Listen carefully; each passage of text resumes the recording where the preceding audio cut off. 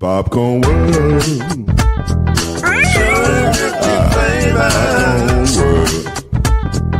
Popcorn World. Yeah.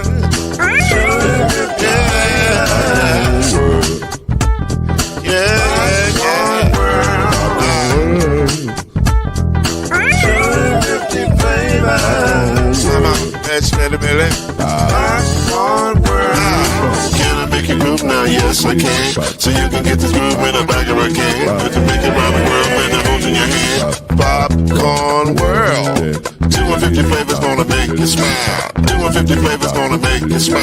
250 flavors gonna make you smile. I said popcorn make you smile. Ah. 250 flavors. Popcorn World.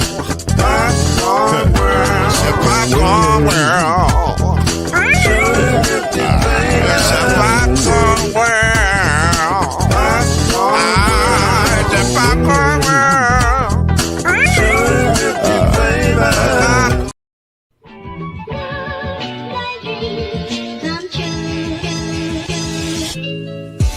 Now it's time for Believe in the ACC with our starting lineup. From Florida State, number 17, Charlie Ward.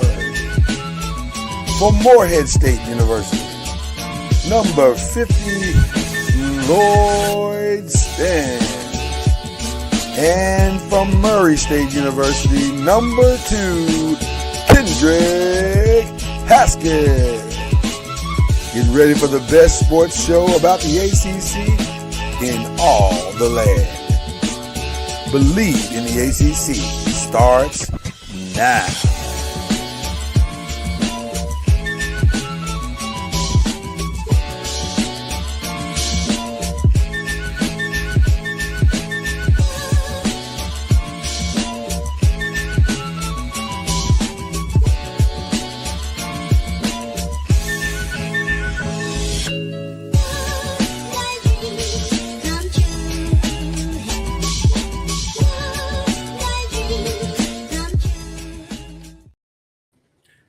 You know it. All the technical difficulties this morning, we had them all.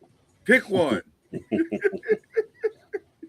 We apologize for the delay if you're watching this live, but we are finally here. We made it. Somehow. I don't know how, but we did it. It's a miracle of God.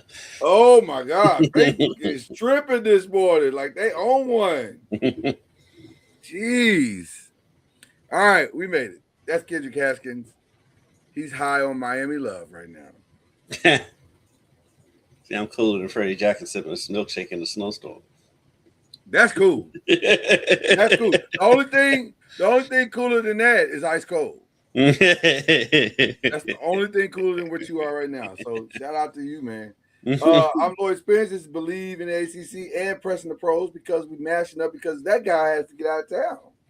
He's got to go somewhere. He's going to Emenito Miami, you know?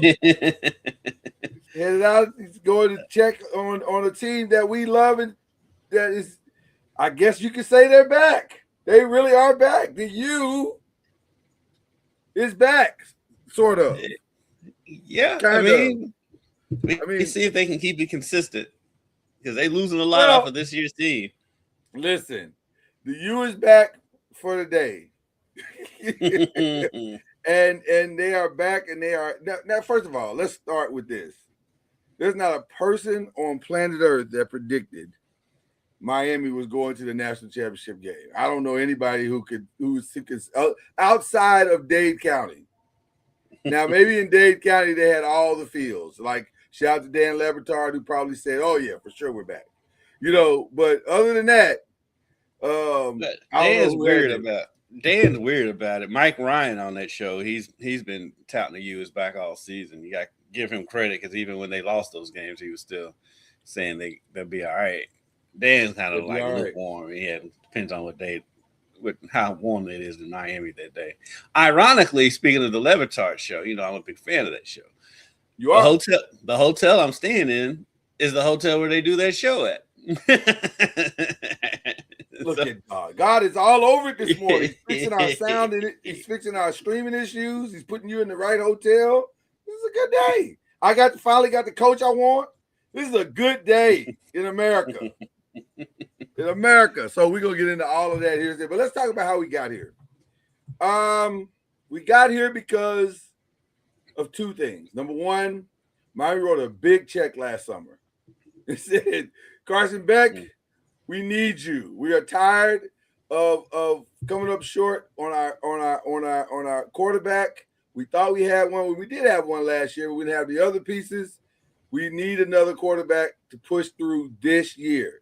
They signed Carson Beck. He was enough. We're not gonna say he was great, huh? He was enough. But you know what? Yeah. In that Ole Miss game, he did what they paid him for. He got him down the field on that final drive. Now they tried their best to give the game back. Oh, yeah. Listen. One thing that you can say about Carson Beck this season is that he did not tank when they needed him most so far. Yeah, he showed up in a big moment. Yeah, last year for Georgia, totally different situation.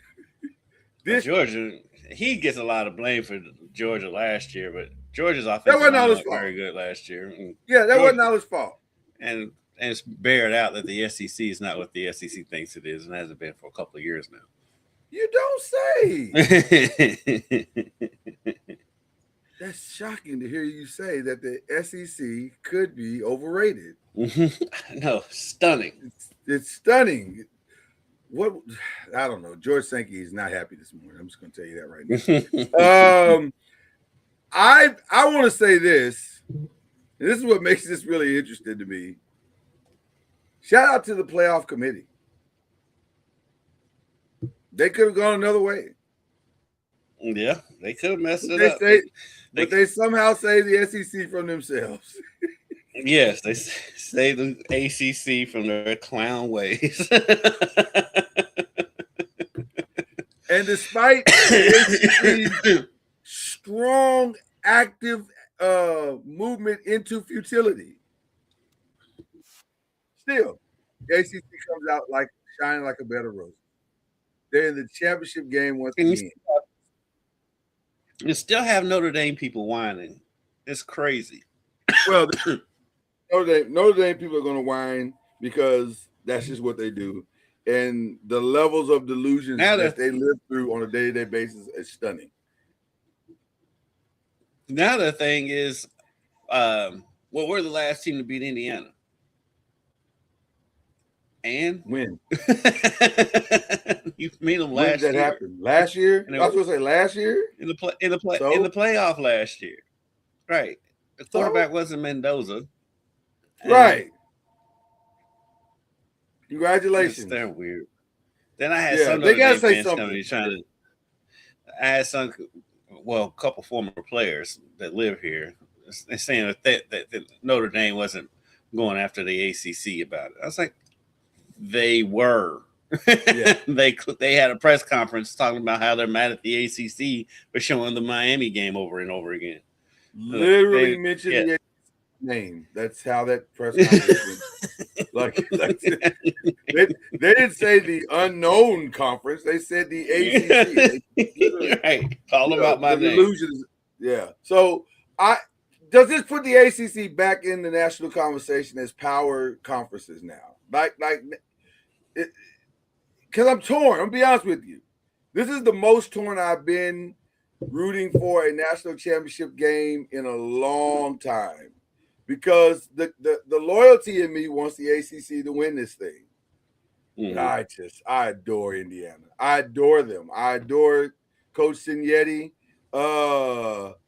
I just think this is just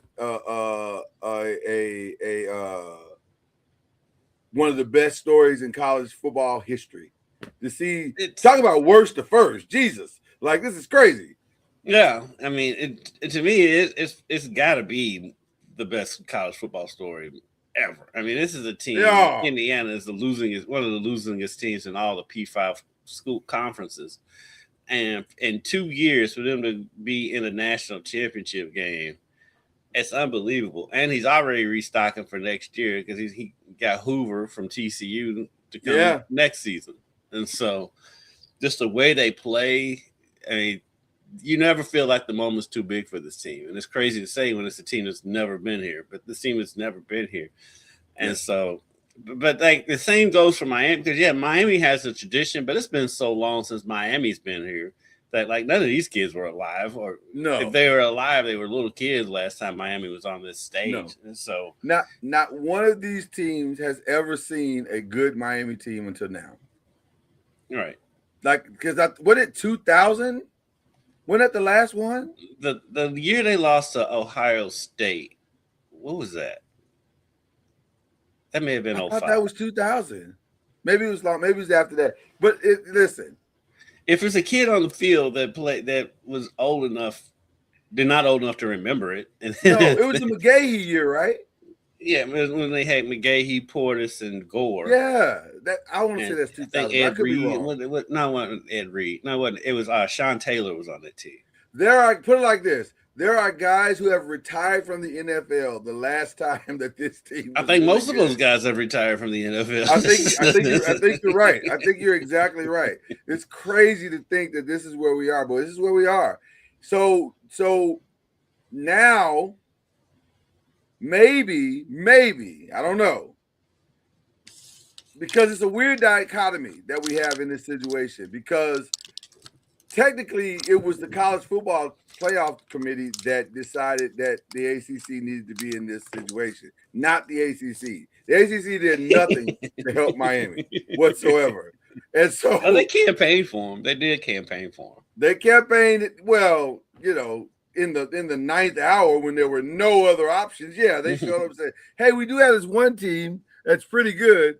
But I think it does put the ACC, at least makes people take them somewhat seriously now.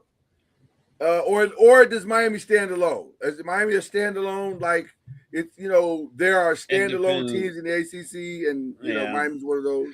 Well, it's one of those things where the blue bloods of the conference, even though I wouldn't, outside of them in Florida State and Clemson, the ACC needs Miami to maintain, and for Clemson and Florida State to rise back to where they were. Way, because we love Louisville, we're from Louisville and all that, but it's Miami, Clemson, and Florida State. Those are the names. Yeah. If those threes can return to prominence, then the ACC will start getting more respect. Yeah.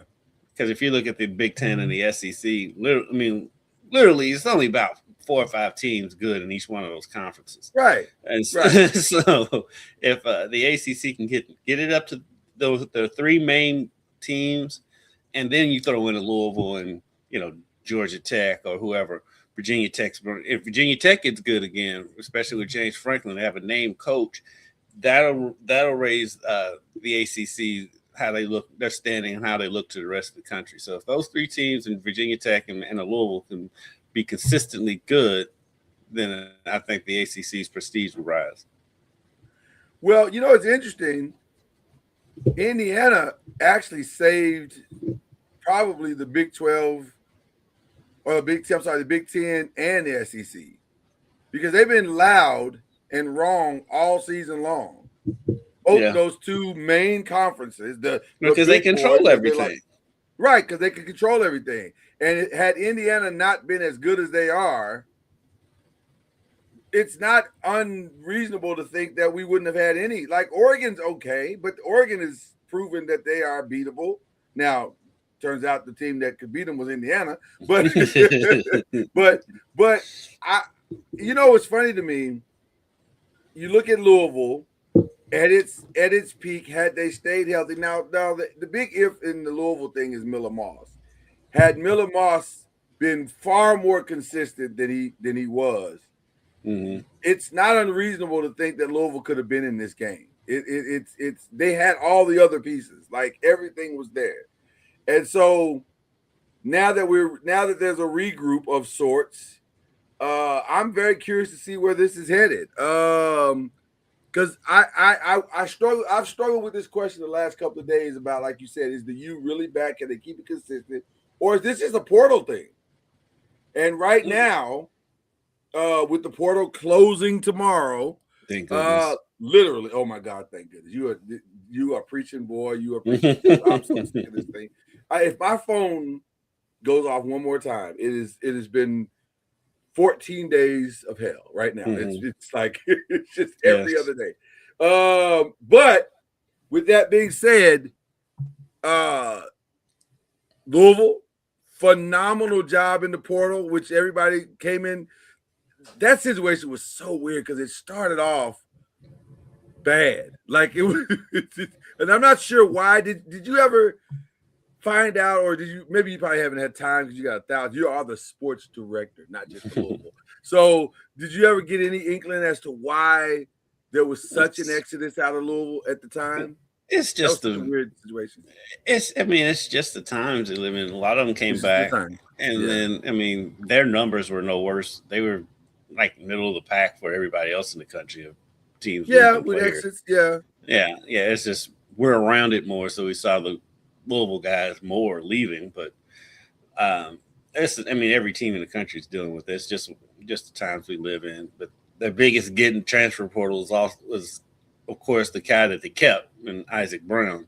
Right. So I actually saw him at the U of L game on Saturday, and so keeping him is their biggest get. And him and Clev Lubick getting Clev to come back for another year is huge, because I think Clev could have gone on to the NFL, but having him back and having Isaac Brown back in the fold, then they got the kid from Ohio State at quarterback, and so they took care of their business, and they did. Losing players is just part of it these days. Yeah, look, you're gonna lose players. That's part of it. But the goal is to try to hold on to as many as you can and hold on to the key ones, which I think Louisville did that. Virginia Tech came out of this thing very, very well. They like 5th in the transfer portal ranking. And I'm using On3 as kind of like the On3 to me is the one that's probably, shout out to On3. They probably are as on it as anybody, no pun intended. But they're pretty accurate as to, up to the minute type stuff. Virginia did well, looking at all ACC teams. Virginia did well. As far as Clemson finally decided to get in the game, which is interesting. But I think that may have been a mandate from above, though. Because at some point, you can't keep having 7-4 seasons, and they probably said that they probably had a coming to Jesus meeting and was like, "Hey, man, you gotta stop." Yeah, they're getting passed up by everyone else in the conference. Yes, and ridiculously passed up. Like they went from being a juggernaut to another team, and that's not good for the ACC. Yeah, you know what I mean. They may have taken. They need Clemson up there. Well, I was thinking the president of the president of Clemson, and the athletic director and the commissioner of the ACC all probably took Dabo out to lunch and said, "Hey, man, come on, come on, man, you're killing us, man. You're killing us, Smalls. You're killing us." So, they need Clemson. It's not a good ACC when Clemson is just mediocre, and so. I don't know if what they've done will fix anything. We'll see, but Clemson needs to at least make its way to the other side of the ledger and at least be more competitive than they have been. They got a gaping hole at quarterback right now. I'm not sure what they're going to do. I haven't heard about them getting anybody in the portal. And I have not heard that there was a portal fix. So Dabo traditionally likes to go find a 5-star and groom that 5-star to being great. But wasn't their backup decent though? Wasn't their backup okay when he came in for Klubnik this year? It seems like he was all right. It seems like he bad. was wasn't horrible. Yeah, it's hard to know because the games that he came in, they were blowouts anyway. So it's hard to really look at a guy when he's in. Well, he came in for Klubnik missed some time from Klubnik got hurt once or twice, right? But I don't think Klubnik missed any crucial game, if I'm not mistaken. I could be wrong. My memory as it relates to Clemson right now is foggy, but I thought the kid came in for some. I'll say chalk. That's the nicest way to say this. Games that were very winnable for Clemson. I don't remember the kid coming in for crucial games. I think Klubnik was there for every quote unquote crucial game that they had. So we're talking about Chris Vizina. He was 45 of 71 for 406 yards. 45 for 71, 406 yards, 4 touchdowns and 1 interception, sacked 4 times. That's not awful. So that's not awful. That had to be a full game. That's not awful. No. That's not awful. Regardless of the competition that he played, that's not awful. So if he could just be – obviously there's a learning curve because he'll be the one probably taking over for next year as of right now. So there's a learning curve, and we'll figure – and the Clemson will figure out what that learning curve looks like.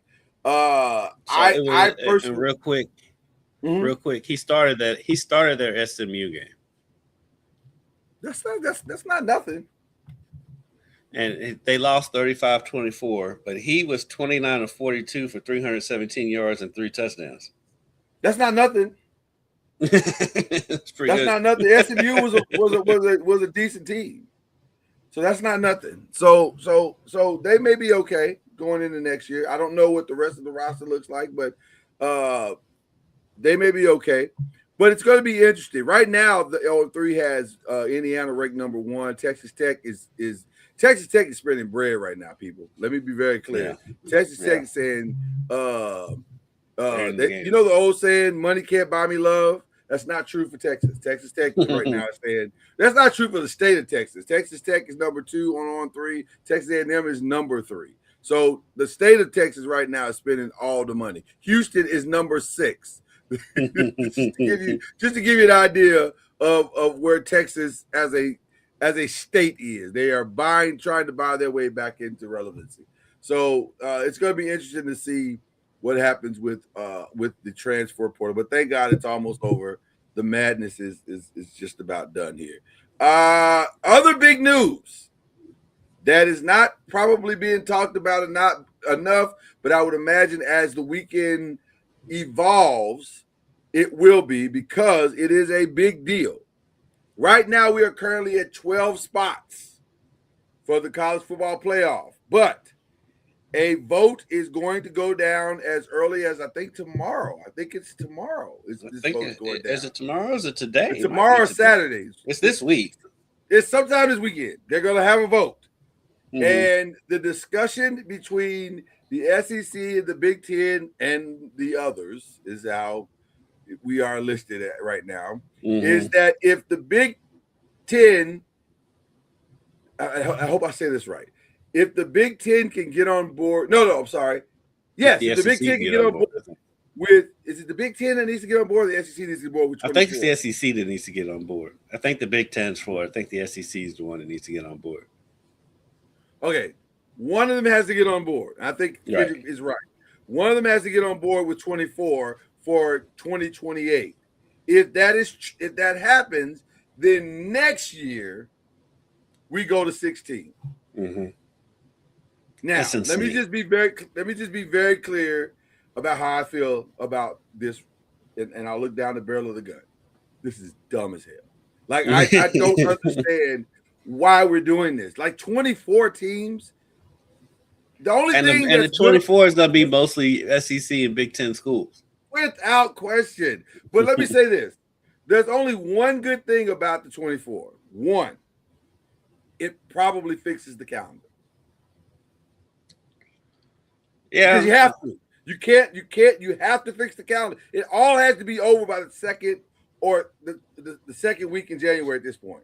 Well, really, with the calendar, it's a simple fix, though. All you have to do is just push the transfer portal till after the season. No. It is a simple fix. You are 1,000% correct. But in their minds, we don't know what to do with the calendar. We have to have it. Whatever. This would fix that because now, and 16 will kind of fix it because now 16, you're off probably a week in December, and then you got to start.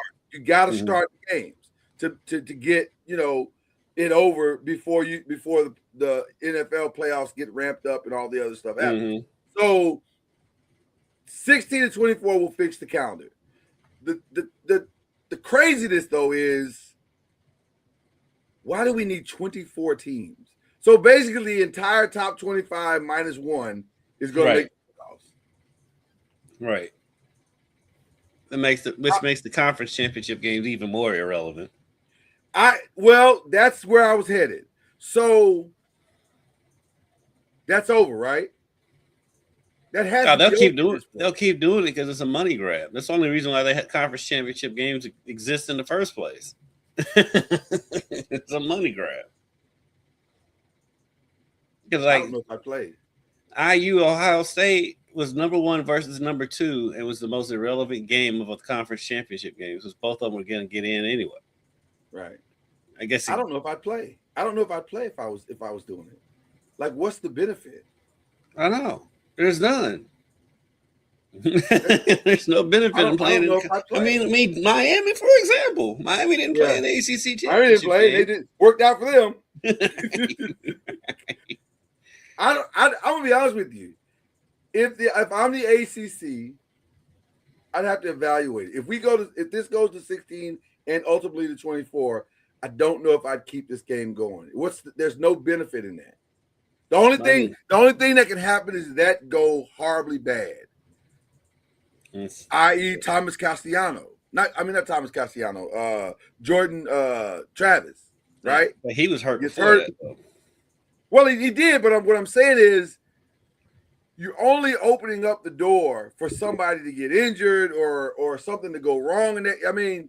Or God forbid, if you're the ACC, your team lose like a Louisville who loses that game, and you come into that weekend with the potential to get a top 7 position, and you end up 15th or, God forbid, out because they don't value the ACC. It's just no real benefit to playing this game anymore. Like, I don't know what you do with this. It's a money grab. So until a team is like, no, we're not playing in it, they're going to keep doing it because it's a money grab. That's the only reason why they have that. That's the only reason why conference tournaments exist in college basketball. Because you get money from. If you think about it, why do we play a whole regular season and get a conference champion only for that team, especially for your mid-major, for that team to lose in the conference championship and then miss the tournament? 100%. Stupid. 100%.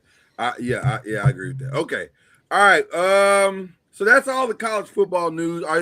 My guy, Kendrick, like I said, will be covering this game for his wonderful organization, Wave 3 TV, and you'll be able to see him and follow him. He'll be streaming live, I guess. Not the whole weekend, but part of the weekend. We'll be on our regular air at 11 every night. Okay. On Saturday, Sunday, Monday, and then Saturday we have the NFL, so I think we're streaming. And then Monday we have the NBA all day because we're NBC, so we have the MLK Day. So everything will be streaming on Monday. So wherever you have a computer, wave3.com. wave3.com. Check out Kendrick. He'll be there. He's funny. He's hilarious. He's a good time. So check him out. He'll have some surprises there, I'm sure. He's very creative. He'll get some good interviews and stuff. It'll be fun. It'll be a good time. We'll have fun. Yeah. So I'm trying to think, is there anything else college football related? I think that's pretty much it. There's nothing else. Right now it's just the portal and the championship. That's it. Oh, I can't wait for that to be over. God, are there any expected surprises in the portal? Who's left? That's a good question. I don't even know who's left in the portal. I think pretty much everybody's made their decisions that are the top guys. Yeah, the top guys are out of there, but it's still some. The one kid that cracks me up is TJ Finley because he's on like his 7th school. Oh my God. Yes. You know, and 7th school because he's been to a different school every year. He's never stayed at a school for more than a year. at some point, that's got to be addressed. Like, Jesus, come on, man. 7, like, no disrespect to the Chambliss kid, who I adore. I think that kid is awesome. I love his story. I love his journey. Fam, it's time. It's time. You got to go. Like, you got to go. Yes, it's time to go to the real world. It's okay. Matter of fact, I think you're going to do well. I think if you go and be what I think you're capable of being in the combine, I think you're going to be surprised at how people respond. Like, he's not bad. Like, I think he's scared of the other. Go ahead. He's not bad, but he's still in college for a reason. No, I agree. It's not. I'm not saying he's going to set the world on fire, but I think he can find a place on a roster somewhere as a backup, learning and growing. Practice squad, like, get to the practice squad. Practice squad is good money for a couple of years, and listen, at least get you started. It ain't what you're gonna make it. Ole Miss, I agree, but you got to go. Like, you can't just stay forever, dude. Like, what's going on? Like, some point you got to go. All right. Because it's expressive, huh? Where did he end up? I don't think it was Ole Miss, was it? Who? Finley. Oh, that's a good question. I have the players here right now. Let's see. Finley ended up at, well, I thought I had it. Let's see. Let me just type his name. It's so much easier to just type his name. I got it right here. You got it? I can't figure out what this mascot is on here. But he has been at LSU, Auburn, another school that I don't recognize. Looks like Coastal Carolina, Western Kentucky, Georgia State. Yeah, I don't know. This is confusing on 3 as well. So I don't know how to interpret this. What is this? Incarnate Word. That's where he is. Is that where he's at? Yeah. Well, I should have recognized that. Because shout out to Byron Lusby, our good friend Byron Lusby. His daughter plays there right now. So yeah, Incarnate Word is that's an interesting logo, by the way. It's a weird logo. But yeah. Okay, so as much as I want to go to the real news that I care about today, we will do Press and Pros first. Go ahead and get it out the way. There's no. There's time. Is this gonna be a shout out? No. There's other stuff. We're gonna put that in other stuff. But before we get to that, first, oh man, look at this. Look at that coat. Hold on. Let's take a moment to appreciate. Now, is that because it's cold or are you just stunting? What's going on, Charlie Ward? You look good, cold, sir. I like that it's coat. It's cool here. Thank you. It's cool here. What does that mean? Cool. Like, what does that mean? Because it's 30 here. Yeah. It's 28. Well, that's what I'm saying. It's like you're probably there. It's probably cold. It's cool here. It's like 43 degrees. So it ain't that much warmer there than it is here. I guess you can say it's cold. It's cold for y'all. It's cool. It's cooler than you all. Sit back, Kendrick. Is it cooler than Freddie Jackson sipping on a milkshake in a snowstorm? You know who Freddie Jackson is, right, Charlie? Yes. Okay. Yes, I know who Freddie Jackson is. Okay. I didn't live underneath the rock. I just didn't know you R&B proclivities. That's what I was really hinting towards. Yeah. You may not have been a Freddie Jackson. Some people are Freddie Jackson people. Some people are Luther people. Like they don't always. How can you not? How can you not be both? I mean, if you grew up during that time, you had both of their videos on, BT videos. Listen, Saturday mornings in my house both got equal playing time. Like my mom was blasting both of those at the.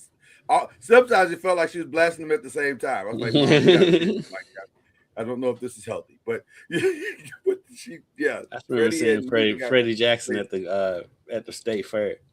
Yeah. Oh, you saw Freddie Jackson at the state win this year? No. Actually, it was the state fair before my freshman year in college, so it was 93. Oh, gotcha. So, Okay. yeah. Charlie, the ACC made it to the championship game. Can you believe it? Yes, because you only need one good team to do it. You only need one. That's what I keep trying to tell people. Like, people keep talking about the ACC this and ACC that, and all you need is one good, solid team, Right. And when you have one, then they didn't win the championship, which was crazy to believe. But it's really no different than any SEC team that doesn't win the championship, their own conference championship, and then they end up running the table or making it all the way to the finals. So I just keep talking about all these different conferences and who's the dominant and who top to bottom. At the end of the day, you have more teams in, you have a better chance to get somebody, for in the championship game and also to win it.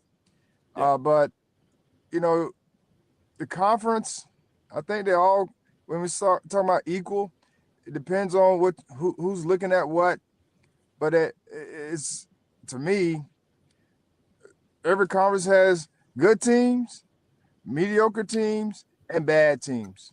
Yes. And so you can shape it however you want to look at it to say who's the strongest and all that. But that's what you're going to have every year. You're going to have top tier teams, mediocre teams, and then you're going to have your bad teams. And so I'm just happy that Miami has made this run. But the other thing is, I think it's good that outside of Indiana, they're kind of messing up the curve here when it comes to buy teams, making it or playing. And but Miami is another byproduct of playing the first week, playing multiple games to get to where they are today. So if you're in the future, you probably want to be one of those teams playing in the first week. Well, Charlie, if the vote goes down the way we think it's going to go this weekend, and I fully expect it to go down exactly the way that it's been predicted to go down. According to all the reports, and shout out to Heather Dinich at ESPN, it looks like we're going to 16 next year because we're going to 24 in 2028. What are your thoughts towards the jump from 12 to 24 in the next 2 years? And 16 next year? Well, of course, they're going to have to do some with their regular season. We get to a point now where we're playing 15 games or 16 games or however long it is. It's an NFL season. It's about to be. Yeah. And now if you're adding more games to the playoffs, then they're going to have to do something about the season. As far as games are concerned, if you start adding more teams. And I understand the thought process behind it. And I don't know if it would be any different when it comes to like the results at the end, because you're still going to have your teams that are good for the year, whatever that year is. Yeah. But I guess it opens up the door for more teams to say we made the playoffs for recruiting and dollars, which is also a good thing if the money is there to be had for a first-round playoff team. From a player's perspective, hopefully they're getting a share of the playoff money, which would be great. If I know they're gonna start to work that deal out. I know if I was a player and I was part of the players union in a sense, I'm say players union, but represent that I would be asking for a share of playoff money, because that's another way to be able to, get some resources for the student athlete.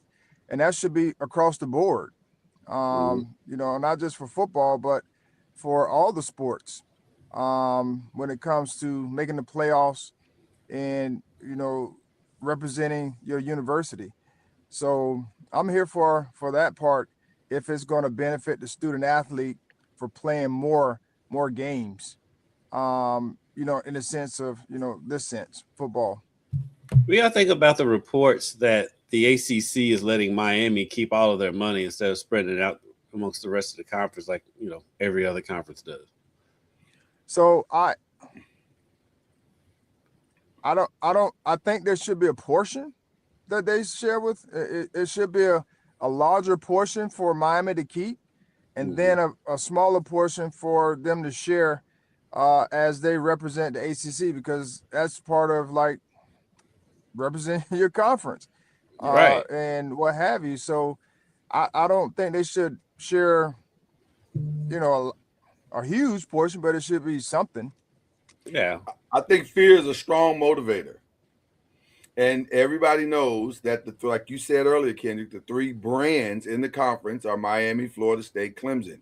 If any of those three brands decides, you know what, maybe we should try something else, or maybe we should do something different, because we're tired of going through this year-to-year thing about the playoffs and whether or not we are worthy or not. If those three brands decide to abdicate the ACC has a real problem. So the ACC is saying, we got to figure this out. Because, again, let's go back to something that we all know. This ESPN deal lasts till how long? 2033, 35, something like that, some crazy number like that. So I get it. I get why the commissioner's doing it. It's not a good look conference-wide, but does it solve maybe a little bit of the problem and help the U come all the way back? Maybe. So is Indiana sharing some of their profit with the Big Ten? Yeah. Yeah. They don't have the same point. problem. Yeah, they don't have the same problem. I totally understand it. I'm just saying they should share something. I'm not saying it be 30% or whatever the deal is that they normally share. I think it should be a portion just to give back to the conference. And yeah, that's just my thoughts. I know Miami will look. I mean, they're grateful for it. The deal, and I don't think that would deter them if they were going to give something back, because they were planning to probably give whatever the portion was back to the conference, because that was the norm. Yeah. I think this is just placating. Like we're just trying to make everybody feel good about themselves, and please don't leave us. I'll do whatever you want. Just don't leave us. Okay. But maybe that was part of the deal that they got out of FSU, the FSU and Virginia, TV or whatever that deal was that they were talking about or went through. Maybe this is something that came out of this whole thought process of, well, maybe we should help them. If they made it this far, maybe we should help them keep going. But yeah, I don't know. Yeah. Lost Kendrick for a second, but I'm sure he'll be right back. So we'll get him in just a minute. While I got you here, man, you're headed this way. Are you excited about because you guys you won the last game, right? Am I right about that? Yes, we won our last two home games. So yeah, you bit of a winning streak going on here. Yeah, so we're playing an Arkansas Pine Bluff team that's pretty good.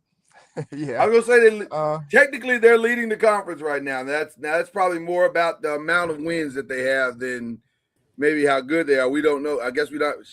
They may be good. It looks like they're pretty good. Yeah, they have a really good team. Yeah. So we'll come up there and compete just like we always do. But they have some really good players.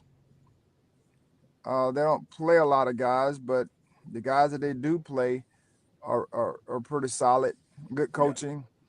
So we're getting prepared and ready, and look forward to seeing you guys up there this weekend. Yeah, the wife is very excited. She cannot wait. So it'll be fun to connect. Good. Kendrick can't make it. He's got to go to Miami. I'm not,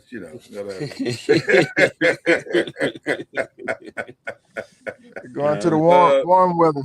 Right, he's going to the warm weather. Yeah. I think it's supposed to be snowing here when we leave tomorrow, and then when we come back on Tuesday, I think the high is supposed to be like 18 or something crazy like that. I feel so sorry. Well, you might melt.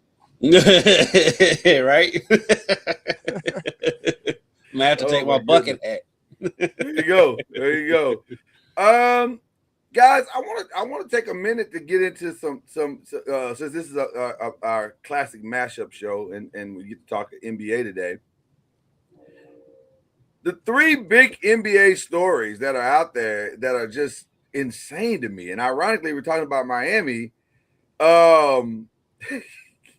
Kendrick is a Memphis Grizzlies fan by choice, by the way. By choice. He chose to do this. I'm a Grizzlies fan just because of John Morant.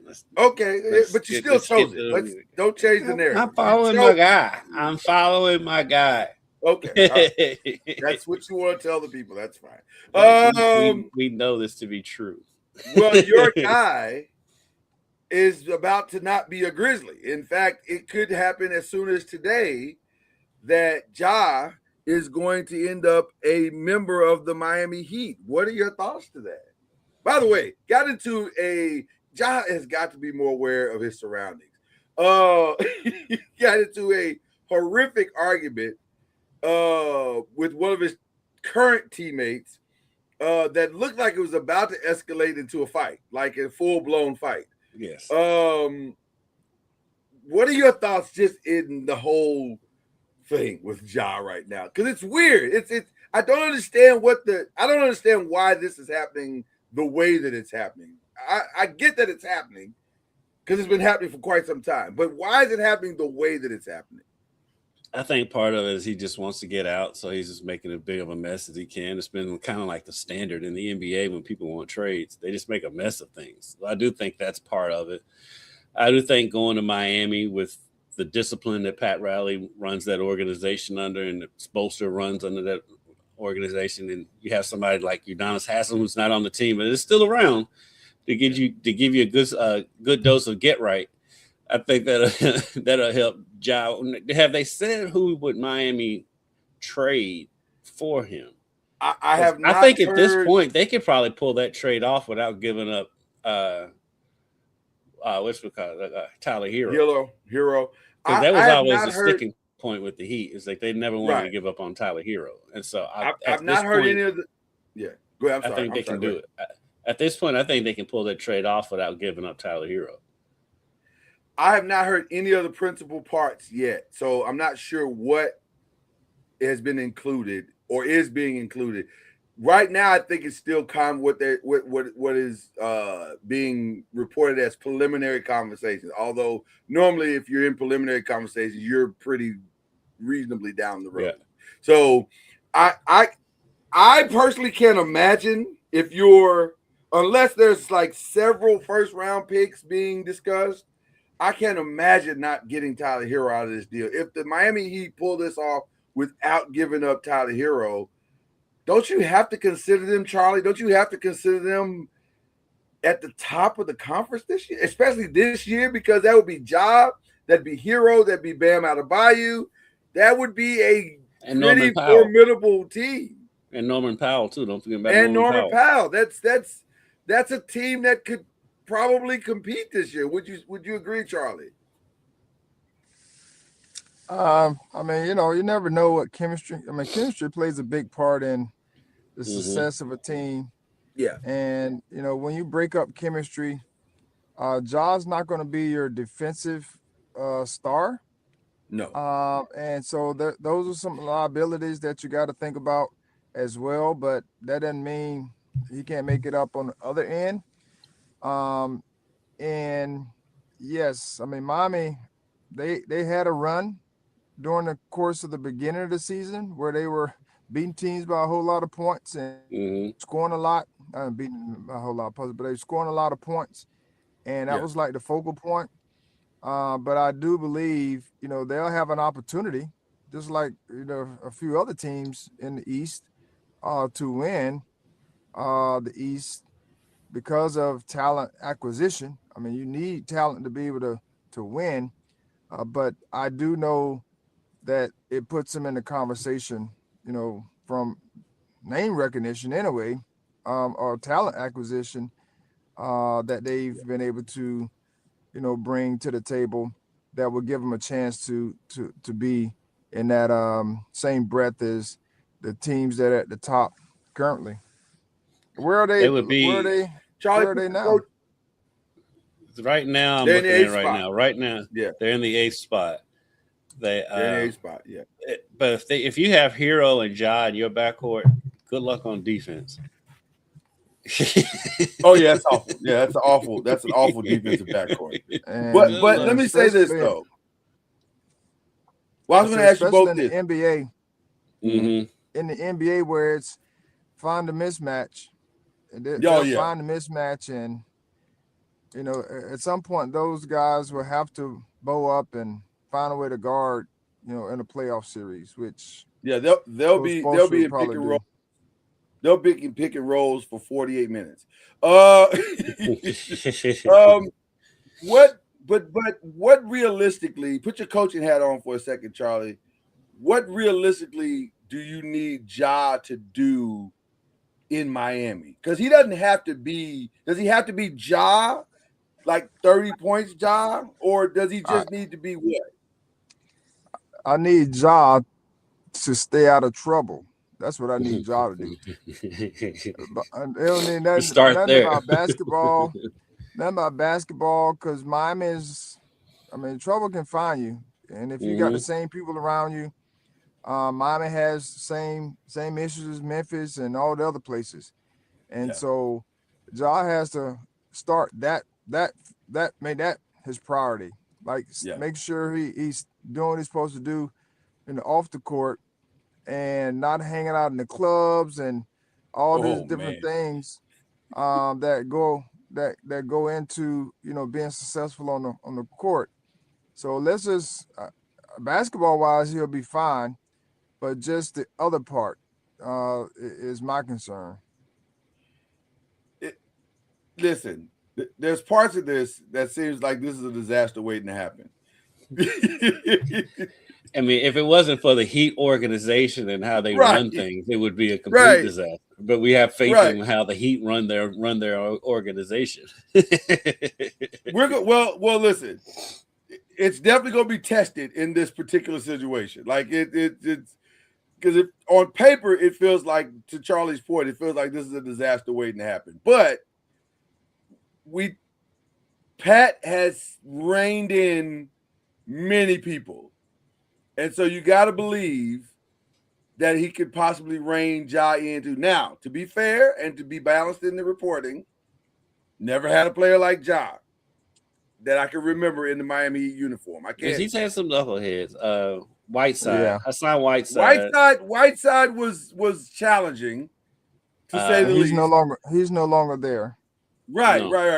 I don't know if anybody's as challenging as Ja. He's dealt with Jaws before. He's dealt with Jaws. Jaws? What was the one guard they had?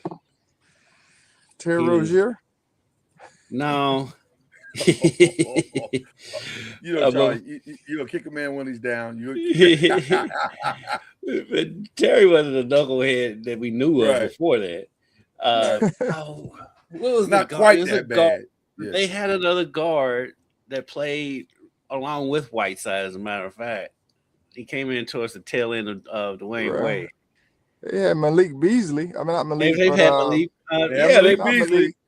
They had the other No, Beasley. the other The big lefty. Beasley. Michael Beasley. Michael Beasley. Yeah, Beasley. they've had Michael Yeah. Beasley. I mean, they've had their share of knuckleheads come through there. It's just they get some get right. Well, most of them do. Hassan Whiteside never really got it, but It'll be interesting.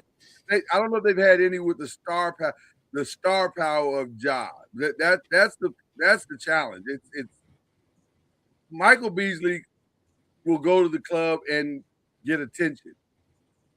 The focal point when Ja shows up to the club is Ja. That's the problem. And there's nowhere in Miami he can hide. So whatever's gonna happen is gonna happen. So you're right. Charlie probably gave the key thing. If he can act like he got some, but now here's the other part. This is it for Ja.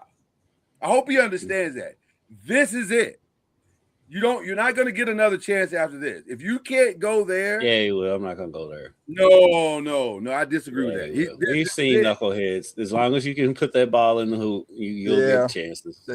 They keep giving them dudes chances. Yeah, I want to be very clear about what I'm saying. Somebody who's doing what they're supposed to do, and got a little talent, good team player. They're the ones that get pushed around, get thrown around all over the place. As long as they can produce on the floor, they'll always get a chance. I mean, if he's no worse than anything that Dennis Rodman used to do. No, he is. He is. Because Dennis never let what he did off the court affect what he did on the court.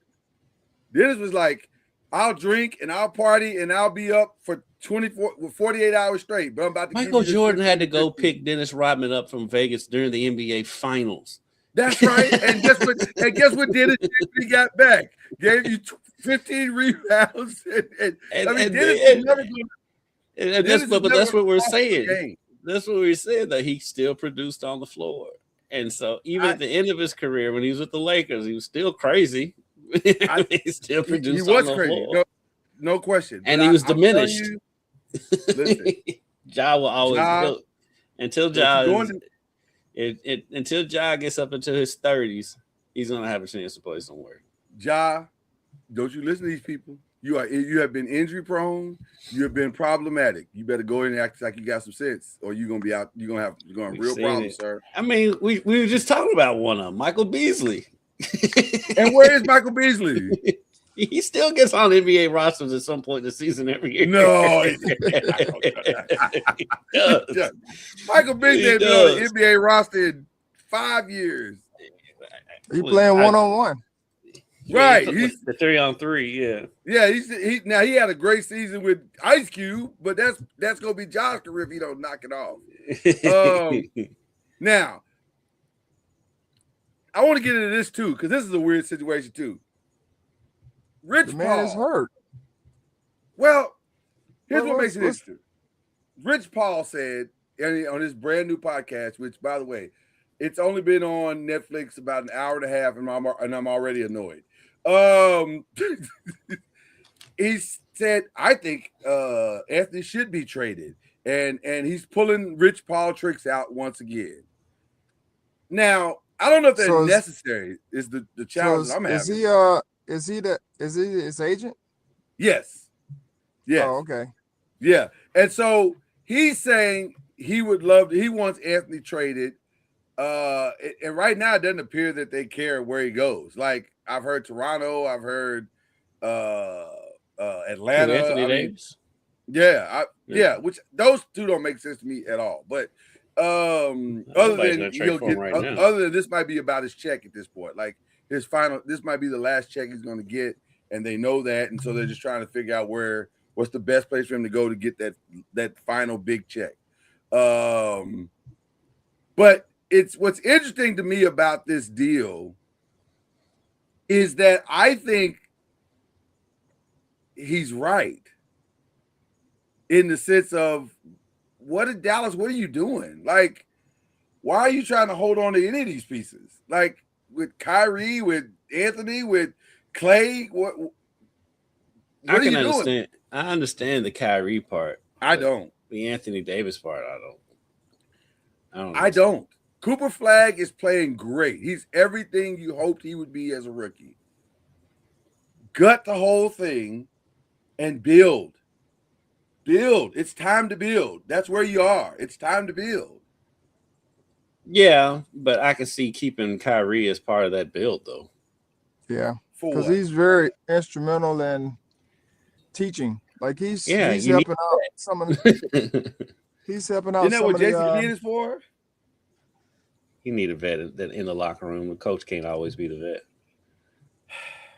I think the financial part for me would outweigh anything that I understand the vet thing. I think I can get that same vet keeper somewhere else. I get out your spot. Charlie's stealing people's parking spots. They don't have a Charlie Ward spot for you? I was here at the I was bringing president of her present, and she's not here. So it's high security these days, which is good. Which is good for our university. Yeah. But I was just while I was here, they have different parking spots for different people, and I was in somebody's parking spot. Oh my goodness. Charlie, you should have put out the "Do you know who I am" card. Well, that's not the issue. The issue is I was in somebody's parking spot. All right. The guy, I knew the guy. He was one of the workers here, so I knew him. All right. Well, the guy, come on. You know what, guy? You just cost yourself some tickets, home tickets. So there you go. Yeah, I mean, if his spot, hey, I'm the same way. If I got a spot, I don't care who you are.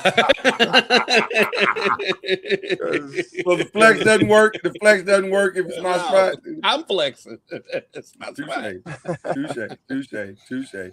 Well, going back to Anthony, I understand what you guys say about the Kyrie and having a veteran carryover. That's an expensive veteran carryover, though. But he's really good, though. When he's healthy, he is. Money. But this is the NBA. You got to have somebody on your roster that's making money. Yeah. So, it's pretty much required somebody has a max contract in the NBA. Yeah. So I mean, he's a guy that you want around because he's going to be mentoring other guys, younger guys. But a guy like Anthony Davis, I mean, he's been injured all year. Wow. Something. I mean, it's been something all year with him. And now he's out with a ligament strain or whatever it is. So that dude gets injuries I've never heard of. I've never heard of a ligament strain in your hand that takes you out for the rest of the season. I've never heard of that. I'm not even discrediting him. I'm sure it's legit. I'm sure they want him to play. He just gets injuries that no one's heard of. Okay, we have breaking news. Okay. And this is significant. 20 men have been charged in a point shaving scheme involving more than 39 college basketball players on more than 17 NCAA Division I teams, leading to more than 29 games being fixed, according to a federal indictment unsealed Thursday in the Eastern District of Pennsylvania. 15 of the defendants played college basketball during the 23-24 season and the 24-25 season, according to the indictment. Some have played this season. Two of the players named in the indictment are Sedquavius Hunter and Diquavian Short. Wow, what names. And were sanctioned in November by the NCAA for fixing, wait for it, Kendrick, New Orleans games. I know. At least two of the defendants, Shane Hennon and Marvis Fairley, were also charged in federal indictment in the Eastern District of New York, centered on gambling schemes in the NBA. Antonio Blakeney was named but not charged. The scheme, according to the indictment, began in 2022. This is just breaking. Some more news is to come, but this is I remember incredibly significant. Blakeney was a highly recruited point guard when he was coming out of Yeah. high school. Because Louisville was high on him. Thoughts, gentlemen? This is significant breaking news that's going on. One of the 20 men have been indicted. one of Or the biggest charged, rather. issues. Yeah, one of the biggest issues we're going to keep facing is they're saying college athletes aren't supposed to bet on any sport. Yeah. But in this day and age, it's above board. I'm sure it's happened before, even when it wasn't above board and you couldn't track, whatever, all the different things you could track with it now, which is good because you have some traceable evidence of what's going on. Yeah. But the issue is you have all these bet online, all these different outlets, and some of these college students student athletes aren't getting. They may be betting on other sports, professional sports. Yeah. And they're getting dinged as well for betting. And so when we start talking about the normal student and being a normal student can bet on games, whether it's college or pro, but the college student athlete can't. Right. Which I understand the reason behind it for sure. But this is where we are. And now I know we want to make sure that everything's above board and those types of things, but the temptation to do it is there. And I guess it's no different than anything else, breaking rules and regulations and whatever else you have to do. But I think it's more. You know what I mean? I know they're doing this, but I just think it's more that we're going to have to do. One, of course, education is always key, but how can we, work towards helping the student athlete? But even with that, people who have gambling problems, I don't care what kind of education you have, all those types of things, or an addiction, I should say. It's because that's an addiction, a form of addiction. It's just going to happen, and you just have to continue to educate and help people along the way. But we make it easy, It's right there on my phone, and they got prop bets. They have all these different bets that you can do, and you just have to have the self-discipline not to be engaged if you're a student athlete. But it's tough to navigate. Yeah, because it's like a two-way street. On the one hand, it's so easy for them. It's like you said, it's so accessible. It's right there on your phone. But on the other hand, they're easily caught more because they can track this stuff. That's why you're seeing all these stories coming out all of a sudden because it's easier to track. So at this point, you got to kind of be a moron to still be getting caught doing this because they can easily catch you doing it. The other thing that makes this story interesting is that what is the ramifications as it relates to whether or not this plays back? It shouldn't, but I mean, the NCAA is a funny place. So it shouldn't fall back on the schools that, especially if they are truly unaware of the activity of the student. But, I mean, I don't know. This is crazy, but I hate that this is happening because it feeds into every narrative that every conspiracy theorist has about sports in general, and so this does nothing to help that.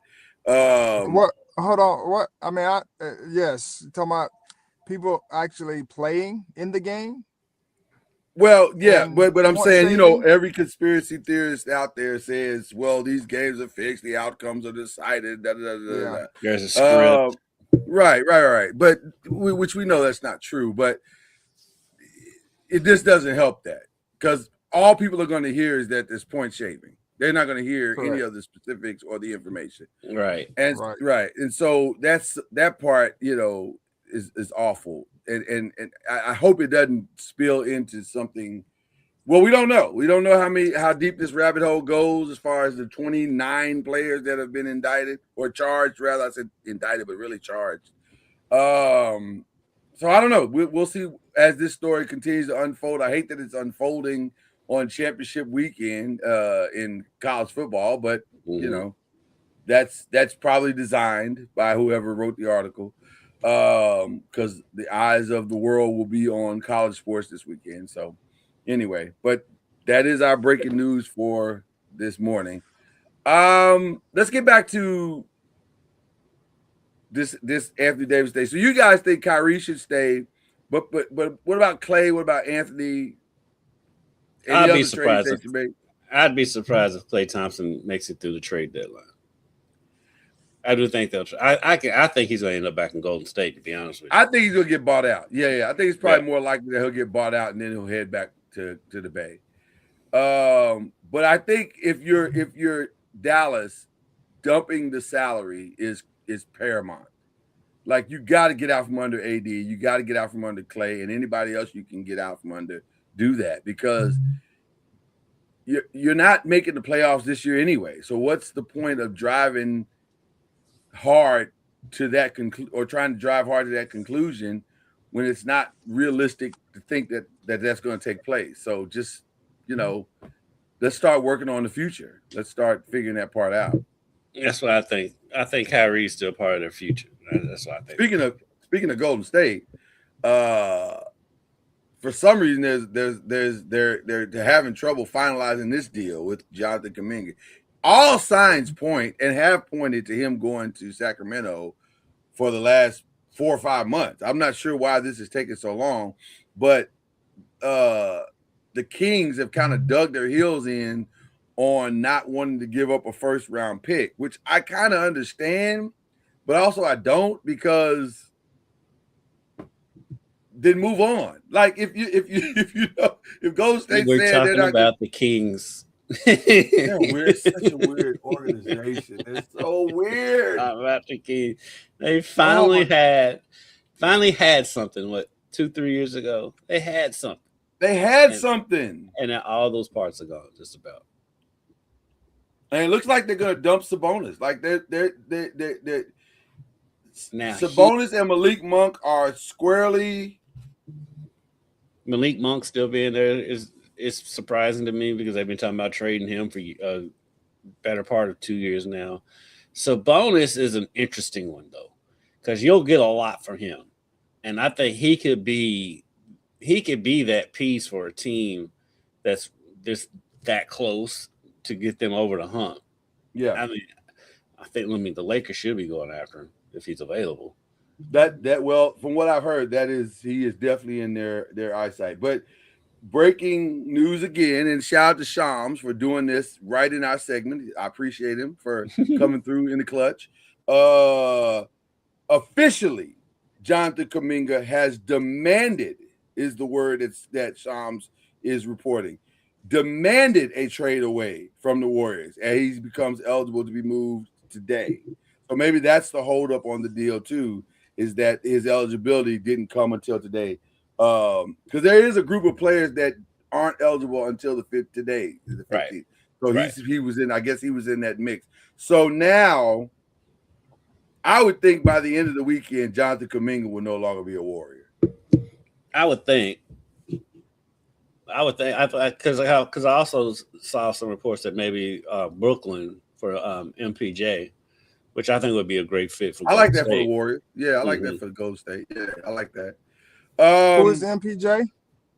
Michael Porter Jr. Michael, yeah. So this is interesting. A lot of interesting things happening in the NBA. I think we're going to start to see a lot of movement. It feels like the AD thing and the Ja thing are slowing everything else down for some reason. I don't know why, but I think the Ja thing more than AD, because once AD got hurt, then it's kind of like, but I do think the Ja thing is kind of slowing stuff down. Yeah, but they seem like they're ramping up the AD thing again, which I don't understand. Well, I'm sure Dallas is trying to ramp it up. Dallas is actively trying to ramp it up. They would love to get rid of that $54 million. They would love to get rid of that. Yeah. But yeah, that's weird to me that he's because the places, it's the places that's throwing me off. Like, I don't understand. And by the way, Rich Paul, his contract is a unique dude. AD's contract is what's appealing, because like Charlie and I was saying, is every team has to have a max contract dude, and so his contract is why people would be interested. Well, because you notice it's the smaller market teams that's interested. Yeah, they're interested. Yeah, the other thing they need his contract on the books. Yeah, the other thing that makes this thing interesting to me, Kendrick, is the fact that I don't even know how to say this, but the fact that Rich is trying to do this while simultaneously trying to influence the Lakers roster move of Austin Reeves. See, when you first brought up Rich Paul, that's a move I thought you was gonna. Well, that's where I was headed. Yeah, that's definitely where I was headed.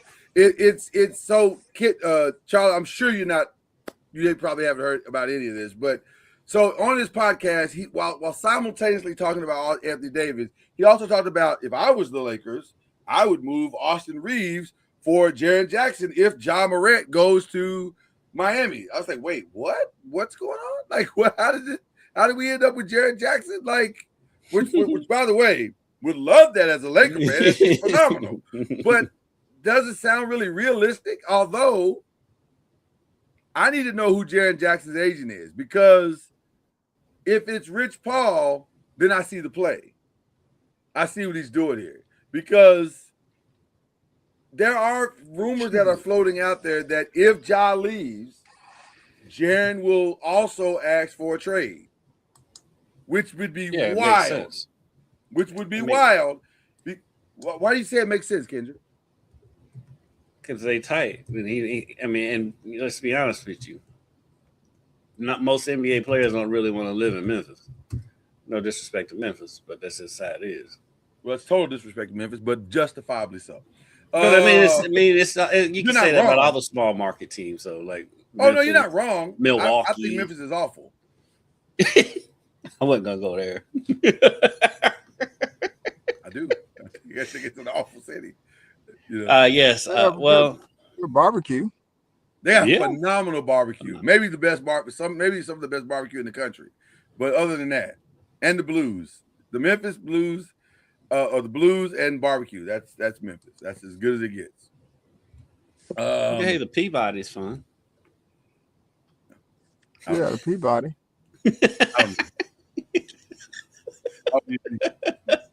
You've never witnessed the march of, you've never witnessed the March of the Ducks? Yes, I have. I figured Charlie has. I've seen the March of the Ducks. They have a good blues museum there. I would believe that. Shout out to the late great BB King. Big. Hey, but Elvis, other than that, I don't need any of that. He was a hero the most. I don't need that. So yeah, this is really, really interesting in that regard. In that, if that can happen, and if I'm be honest with you, I'd rather have Jaren Jackson than Giannis. Really? Yes. Why? Because he opens up the floor more? He opens up the floor more. I think he's an overall better defender than Giannis is. And but how does he fit? How does he fit with the Lakers? He would be playing the 5 position. Yeah. By the way, Jaren's agency is CAA, so it's not Rich Paul. Okay, so that's not. So I don't understand why he would mention him by name. That's so weird to mention him by name like that and say they should go after it. Wait, what? Is this what this podcast is going to be? Tampering? But he's on a podcast. So he's Yeah, speaking on his own opinion. Or his boy's opinion. Right. It feels like this. I'm just saying, Kendrick, you understood where I was going with this. This is the new wave. You get your podcast and you can speak openly about your thoughts, like at the barbershop. Yeah, but I don't think this is his thoughts. Is where I was headed. Charlie, I see what you did there with the barbershop too. Yeah, no, that was good. That was good, Charlie. That was really good. The barbershop should have a podcast. There'll be some good content. This feels very LeBron driven. Is where I was headed. Like, even though LeBron said, I don't know why Rich would say that. I don't know.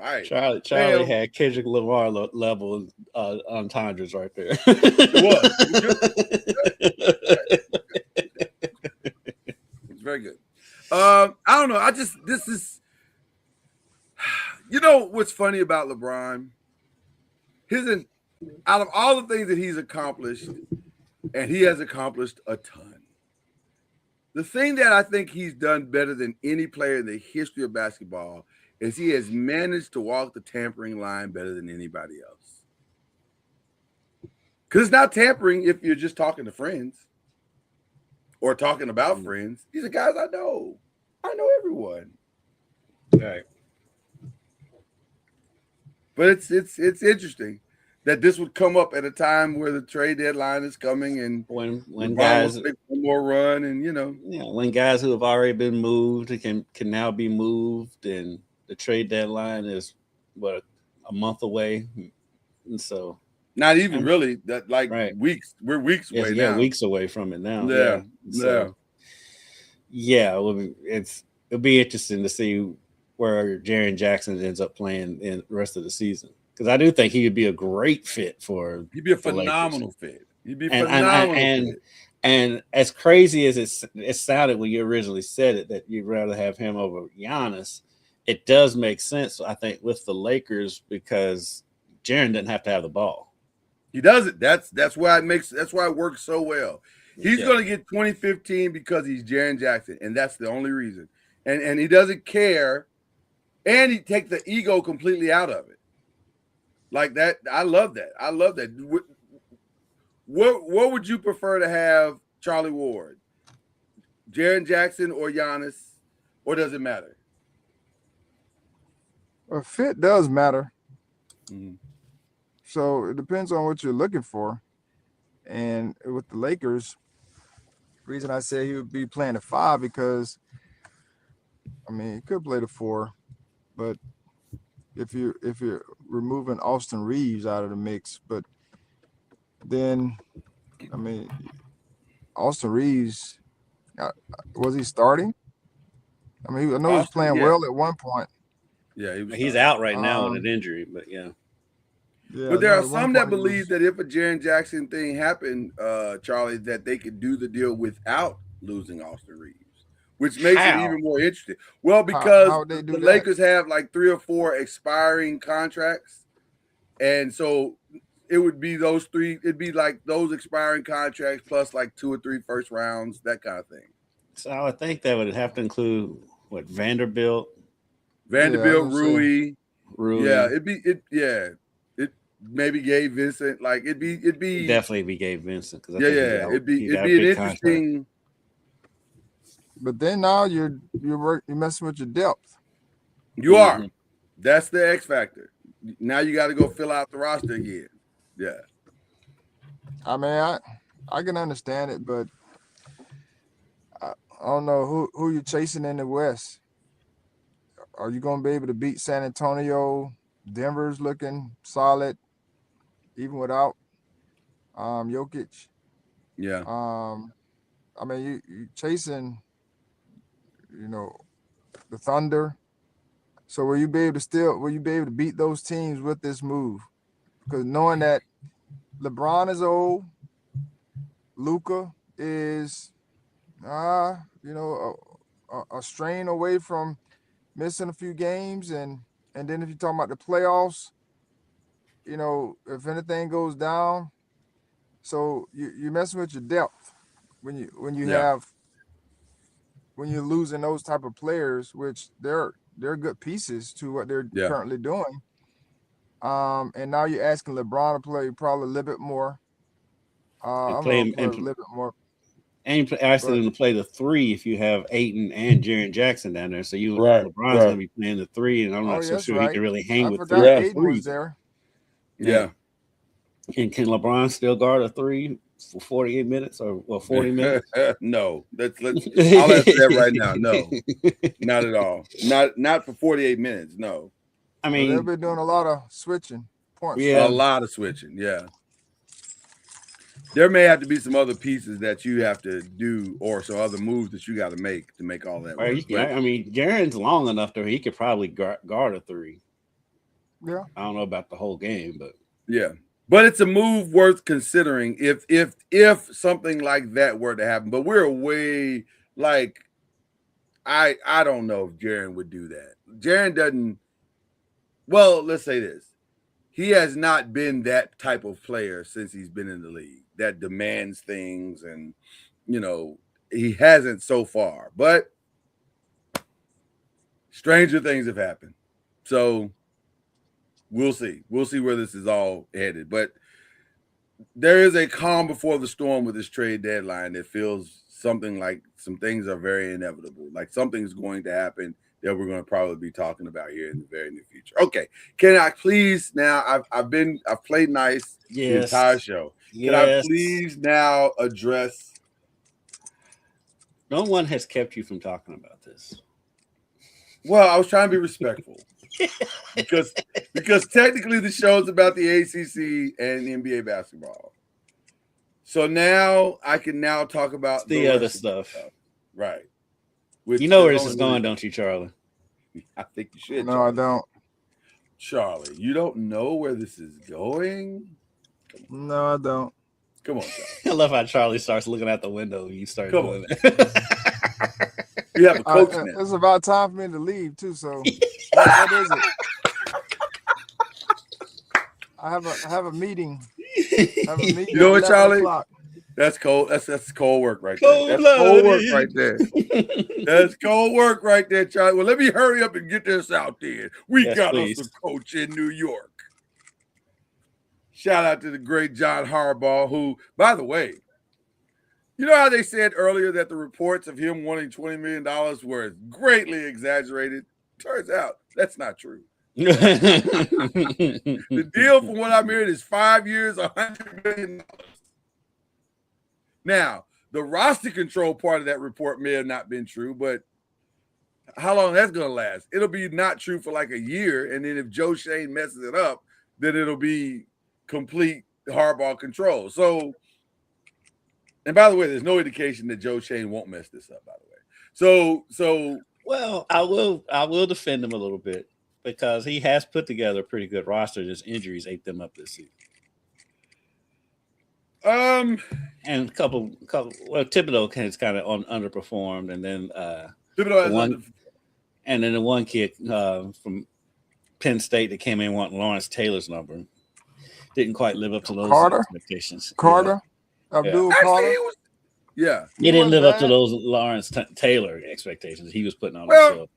He didn't have the sacks for sure. Let's be clear about that. But now he came on at the end of the season. I will say he did come on. Yeah, and from the pressures perspective, he did very well. He did extremely well. But he's a rookie. But your boy, like I said, your boy Shane put that together.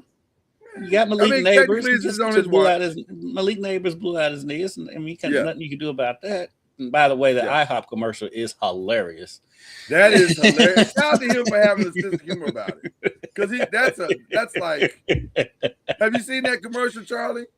Where he's sitting at the IHOP table? Oh, yes, I have. Yeah. I was like, wow, that's shots fired. Like, though it's true, though. He did mess up a lot of fantasy teams. That is very true. Yeah. But I mean, they've got. I've said it from the get-go when the job came open. I was like, out of all the job openings that are there, I think they have the best situation roster-wise because you pretty much it feels like you have your quarterback. Scatterboo will be back. You have you have a number one receiver in Malik Neighbors. You've got good pieces on defense. So I felt like that was the no-brainer for Harbaugh to begin with. That was the best job out there. And like only one I think close to it is the Raiders, just because you have a number one pick. But Raiders? Yeah, just because they have the number one pick. That's the only reason. You're not going to the Raiders.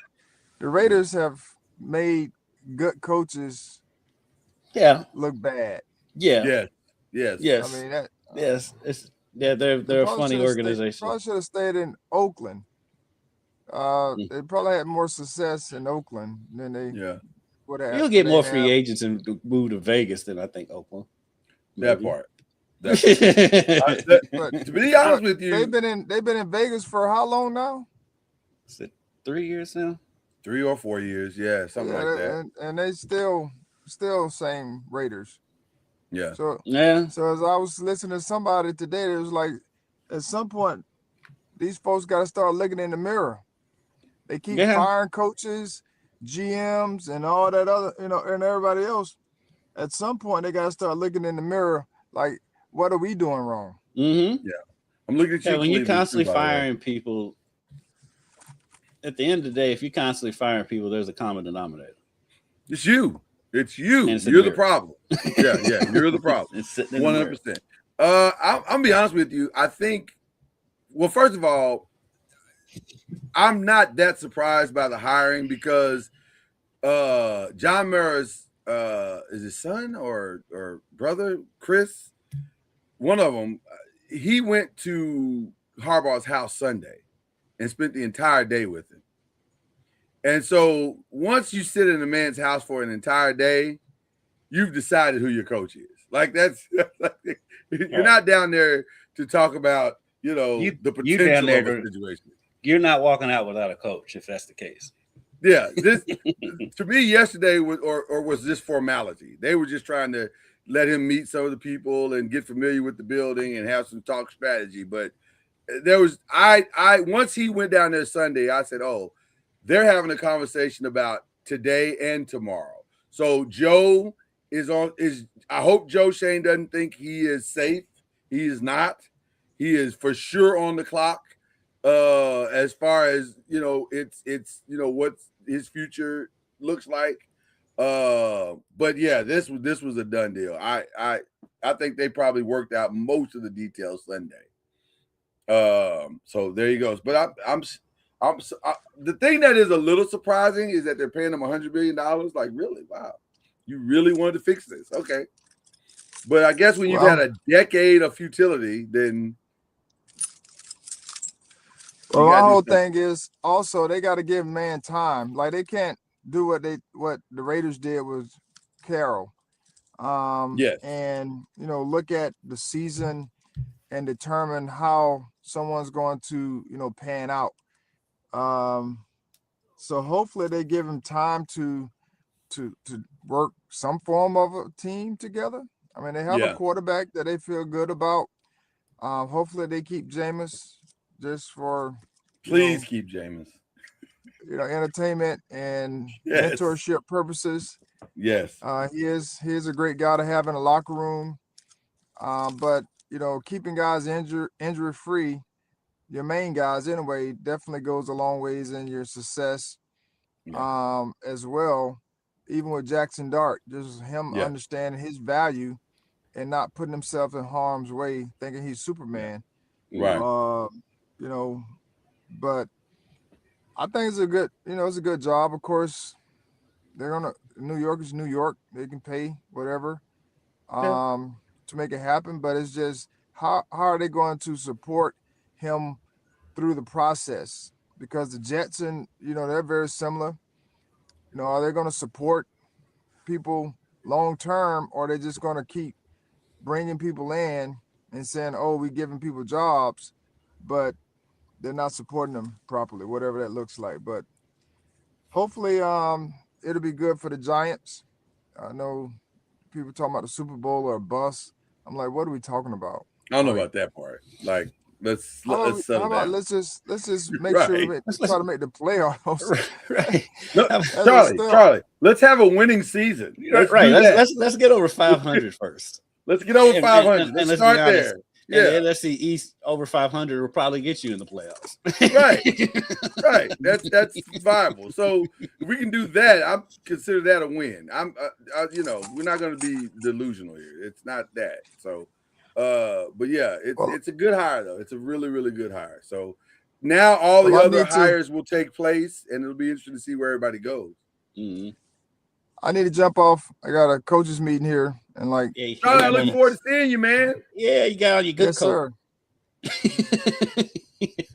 Bring that coat. I want to see that coat up close. Because it's gonna be cold here. It's gonna be cold. Yeah, it's not gonna be cool like it is in Tallahassee with your 42 degrees. Cold. Cold. And gloves. It's still 43. It's still 43. Yeah, it won't be that here. Bring a coat, sir. That'll be sweltering here next week at 40. God bless you, brother. Appreciate you, man. All right. See you guys. All right. Get out the bubble coats. See you, man. Great Charlie Ward. Taking people's parking spots. Yeah, what's that about? Like, what are you? Cold-blooded right there, man. Charlie just out here yoking people. Like, cold-blooded. Give me your parking spot. He's out here jacking people's parking spots. My parking spot. Oh my goodness. So anyway, yeah. So that's exciting to see what happens with that. I don't know how to deal with this next story. Maybe I shouldn't deal with this next story.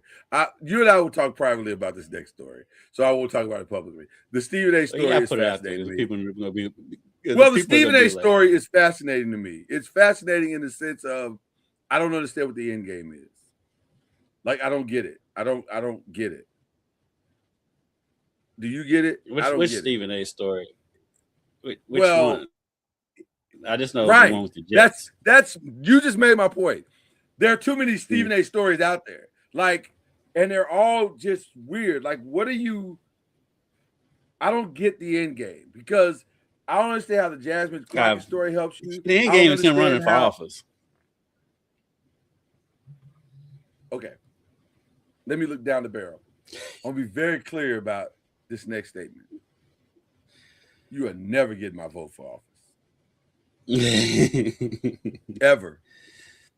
Ever. I cannot stress, and that's not even questioning your broadcasting skills. Like you've done what you've done in this industry, and it's more power solid. To you. I applaud you. Yeah, more power to you. But President of the United States, absolutely not.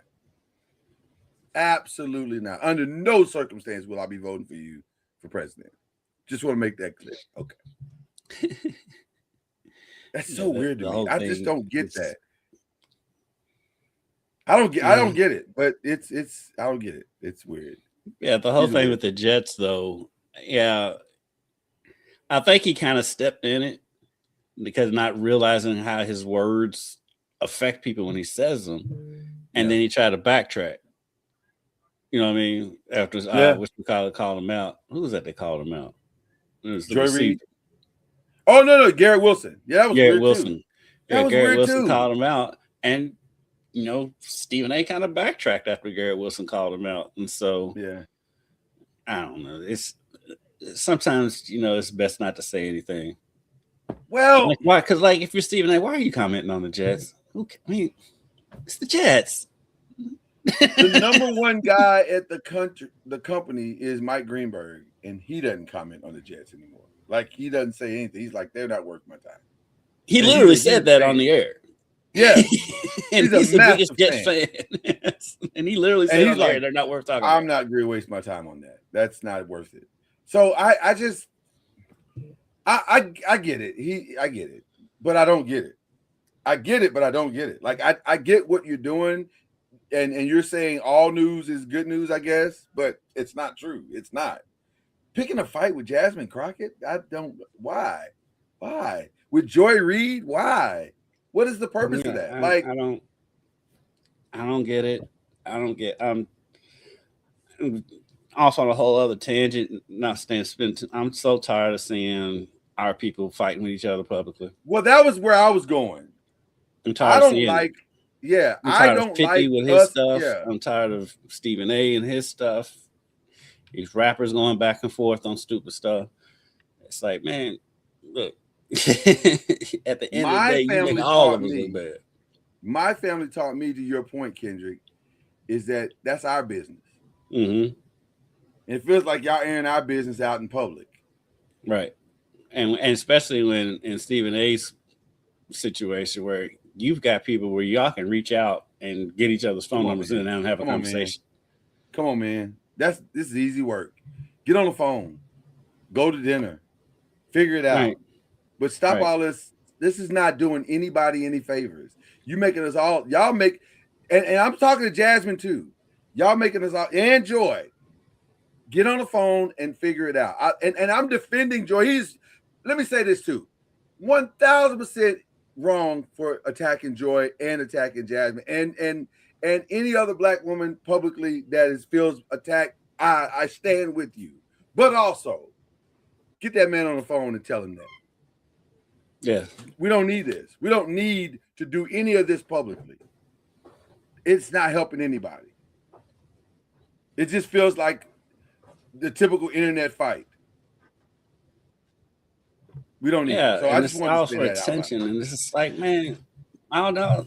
Not all attention's good attention. And like, man, let's hop on the phone and ask this. It's like when Marcellus Wiley kept going back and forth with Ryan Clark. I'm like, you all traveled in the same circles. Both of you worked at ESPN at one point. Get on the phone and talk to each other. Quit talking, having this conversation on the internet. Well, even the Draymond, Kendrick, not Kendrick. Who am I talking about? Yeah, no, on the Gilbert Arenas podcast. Yeah. Stop. I don't like any of that. I personally think that I get it. Maybe it gets numbers, but it just seems stupid. Like, what are we arguing about? Kenya Martin, that's who it was. Well, he's not half the player. He could never play in my era. Right, because he wasn't born. That's the number one reason why he can't play in your era, because he wasn't alive. Or if he was alive, he was like 5 or 10 or whatever he was. Yeah, I'm so tired of this era. What are we really arguing about? I'm so tired of this era conversation. And I saw idiot post the other day. It was a video of LeBron dunking and talking about, I've never seen MJ get up this high. I'm like, okay, LeBron's 3 inches taller than Michael Jordan. Some stuff's just common sense. Some stuff is just common sense. It's this isn't rocket science. We're not. I don't know. But we're asking the internet to change, and so it's weird that it's not, and it is what it is. It's just like at some point we gotta. I mean, like I said, we gotta quit fighting in public. That stuff. That's family business. Speaking of the internet fighting, and anger ensuing, did you see the Drewski video?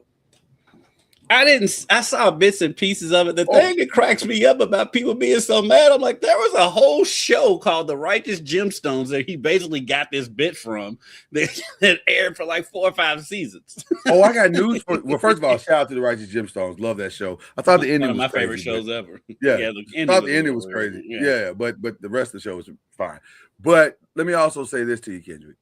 He didn't just get it from The Righteous Gemstones. These things happen. Oh yeah, these things happen. I was saying only thing at real churches, him flying around on the thing. That's what I'm saying. He got from Righteous Gemstones. No, they did that this last season. He also got that from an actual church, a actual pastor. I'll send you the video. It happened. These things are happening. Everything he got from that video, he got from actual churches that have done this. This is not this. He didn't make up anything. So, and for those who are saying, "Oh, he's mocking God," no, he's not. He's mocking hypocrisy. And he's not wrong. So you can get mad all you want to, but he's not wrong. He's not wrong.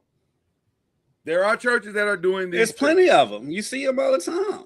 Yeah. And like I said, what he did to me, it's I thought just it was hilarious. comedy, and then I mean, it's just comedy, and it's been done, and like I said, all this outrage didn't happen over the Righteous Gemstones. I mean, like they had 4 or 5 great seasons.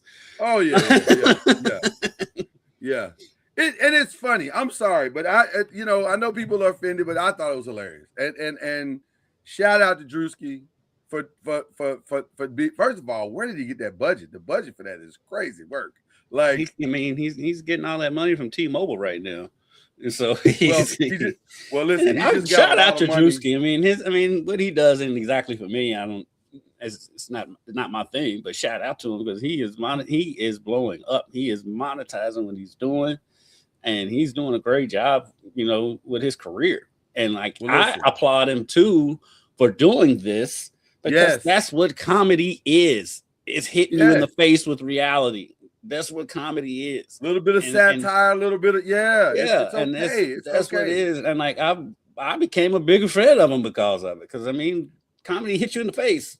That's what comedy is. Well, the first thing I thought was when everybody started getting mad, I said, well, a hit dog will holler. That's how that works. Yeah. But second of all, shout out to Drewski for almost 100 million across the platforms. Come on, man. That's Cat Williams type numbers. Mm-hmm. Yeah, I don't even think Cat's done that. No, Cat. Well, when I say Cat, I mean Cat and Shannon when they did that. Yeah. Yeah. So that's Cat Shannon Sharp numbers. By the way, has there ever been a bigger fumble of the bag than we have to do a fumble of the bag show, and I wonder, has there ever been a bigger fumble of the bag after success? Because you were poised. He's right there. He's right there to get McAfee money. Now, here's the thing. Drewski is now poised. He's sitting in the seat now because the deals are coming. The networks are coming. They're going to call now, and they're going to be like, hey, man, you just did 100 million off one video. Let's talk. Mm-hmm. Let's have a conversation. He's coming. Drewski's coming. I mean, like I say, you already seen him on mainstream ads all day, every day. He's hashtag Drewski. Because there's like 4 or 5 T-Mobile ads with him in them, and then he was on that Bet Online, one of those gambling sites. He was on that little thing with Joe Button and all that. Yeah. So I mean, Drewski is blowing up right now, and so shout out to him. He is poised. Poised. This could be his time. And the crazy thing about it is, like, he's not a stand-up comedian. Most comedy people are stand-up comedians. It's not him. And he's one of those guys that took advantage of COVID, because I mean all these dudes, him, Casanat, all these dudes, iShowSpeed, whatever his name. Yeah, all that came from COVID, and shout out to them for capitalizing on a downtime. And so I give him all the props in the world. If I were him, I'd make sure that my team was tight now, tighter than it's ever been. I'd make sure that I truly have a plan of what I want to do going forward, and then I need to change my habits.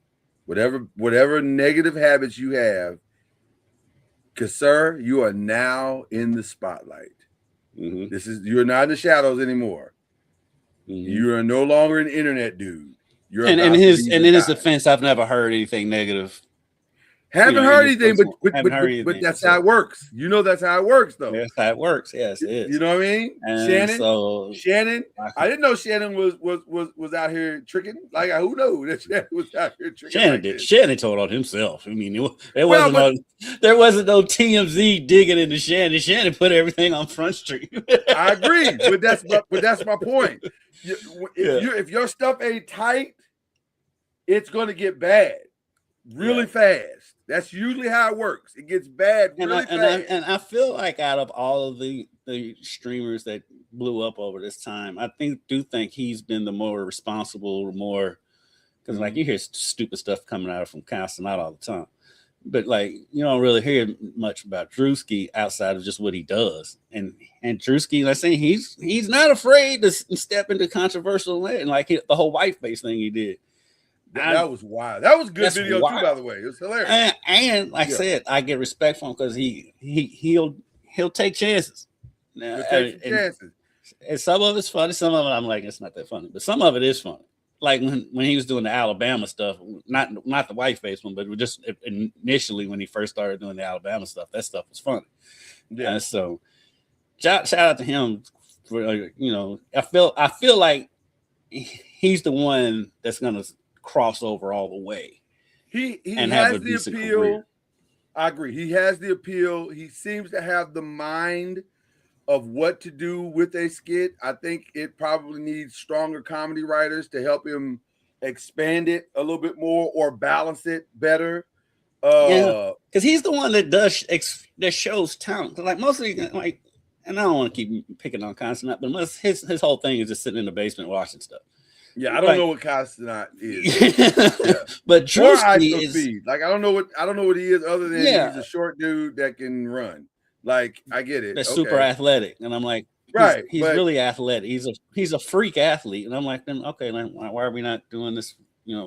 Right. It seems like you should be playing because he's got professional athlete athleticism. The guy's a freak. Like but I mean, if you think about it, though, he's getting a ton of money doing what he's doing, and he's not getting injured. So there's that part. I mean, but Drewski though is putting together these skits that are funny and have budgets behind them. That's talent. That's like this one had a massive budget. As much of a talent as I Show Speed is athletically, that's what Drewski's comedy talent is like he knows how to put these things together. It's like he needs some he could probably use some help with some comedy writers, whatever. But for somebody that just came out of nowhere and is doing it all on his own, phenomenal. Shout out to that, bro. Phenomenal. Mm-hmm. Super impressed. Okay. Anything else that we need to discuss before we get out of here? They screwed my movie this weekend at the Golden Globes. I mean, shout out to Tiana Taylor. I saw One Battle After Another. Have you seen One Battle After Another? Man, I ain't seen a movie. There hasn't really been a movie that's gripped me like I've got to see this movie. There just hasn't been. I don't think there's been one for me other than Sinners. Yeah, other than Sinners, there hasn't been one for me as well. But I did see One Battle. I purposely watched certain movies over the Christmas break or our little break because I just wanted to detox. I really did. But I watched One Battle After Another. It's a great movie. She's phenomenal in it. Shout out to her too, because her glow up has been amazing too. What a year, right? It's been amazing to watch her grow. It's like she kind of got out from under that marriage, and no disrespect to Mount Shumpert. I mean, I don't know that guy, but the way she's blown up after that, her career has been amazing. Yeah. In a short period of time too, because it's only been a couple of years. It didn't take long. She's everywhere. It hasn't taken long. She's mega because she was basically known as just basically a dancer, and like she has a dancer who could sing is what she kind of was known. And the thing is, what she's blowing up for is for neither one of those. Yeah. Although she did get the Grammy nod this year for the thing that she did this year. Now I'm curious to know because she showed up the Globes with no Aaron Pierre. And the rumors is that's over. I don't know. I don't follow that stuff. That's your realm. The rumor is that's over. That was interesting that came and went as fast as it did. But it was interesting. I was like, okay, But listen, I'm proud of her. I'm a fan of hers. I think she's very, very talented, and I think she hasn't even scratched the surface yet as an actress. I think there's a lot more. Yeah, there's a lot more meat on that bone, and I think she's headed in the right direction. Now, I could see her not winning the Oscar this year because of that because the Oscars is very much earn it, like, over time kind of thing, which is why. It's rare you see anybody come out of the box and get an Oscar that fast. It's rare. The last time I saw that happen was with Kathy Bates, and that's years. We're talking 30, 40 years ago. And even then, she'd been around. Yeah, she's been around. She's more theater. She just hit the right movie at the right time in the right circumstance. Shout out to Kathy Bates, her versatility too. She's amazing. Oh God, I love Kathy Bates. I'm a massive Kathy Bates fan as well. I watched the new Matlock. I love that show. Mm. Brilliant show. So yeah. So this is an interesting time right now. Award season is always interesting. The Lakers are headed toward their Grammy trip. I think they're gonna be out for like 10 games, which is insane. Like that's crazy. But they finally broke that 3-game losing streak, which was weird because they was three teams that they should be beating. That they should be, yeah. But that's what happens when you have an older guy in a key role. Like he's 40, so he can't be doing back-to-backs. And he did his first back-to-back this week in that last game. His first back-to-back. Well, it was the Hawks. I think that's why he did it. Right. That's the same. Hey, work hard, work smarter, not harder. Work smarter, not harder. That's exactly right. I live by that, by the way. I do. I'm literally while during this show, I'm literally trying to explain to somebody that you're working too hard on something. You're working too hard. Yeah. Speaking of that, before we get out of here, I gotta check in with my guy right now. You're headed to Miami, man. Excited. Just looked over at first. Are you excited? I was gonna ask. How you feeling about that? Just looked over at First Take and saw some highlights from Miami and Indiana. I'm excited because my partner in crime at work, Dusty Baker, he's been on the Indiana beat. He went up for the Michigan State game. He went to Atlanta, so I'm gonna keep him there with them. So I'll be able. So I'll focus more on the Miami side of things when we're there. So I'm excited about that because Malachi Tony is so fun to watch. Yeah, oh yeah. And he's so mature beyond his years. And this is like, because I keep hearing the Levitard talking about, everybody wants Miami to lose. This could not be further from the truth. I'm not sure that's it as much as I don't think this is about Miami losing. I think this is about everybody's shocked that Indiana's even here. It's just a better story because it's a team out of nowhere. And then you have this extremely likable quarterback that everybody can get behind and root for.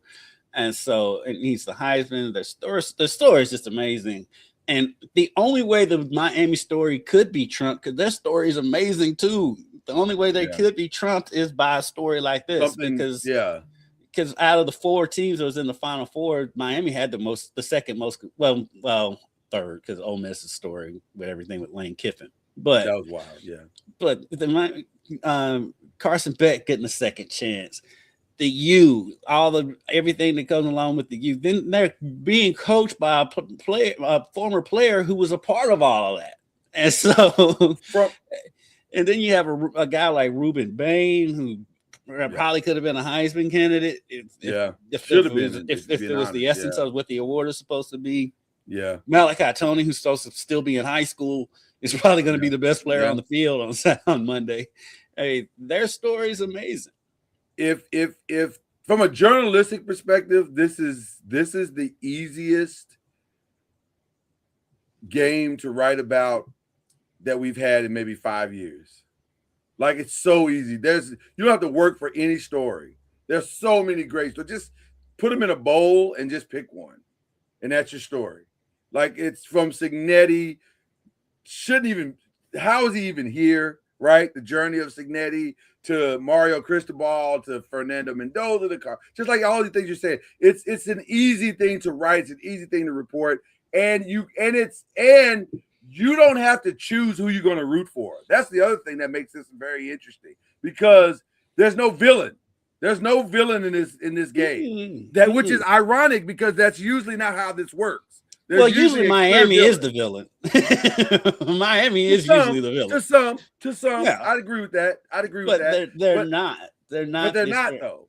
Right? They're not. Even though their fans still have that complex and PTSD of being the villain, like y'all really aren't the villain. There's not a villain in this game.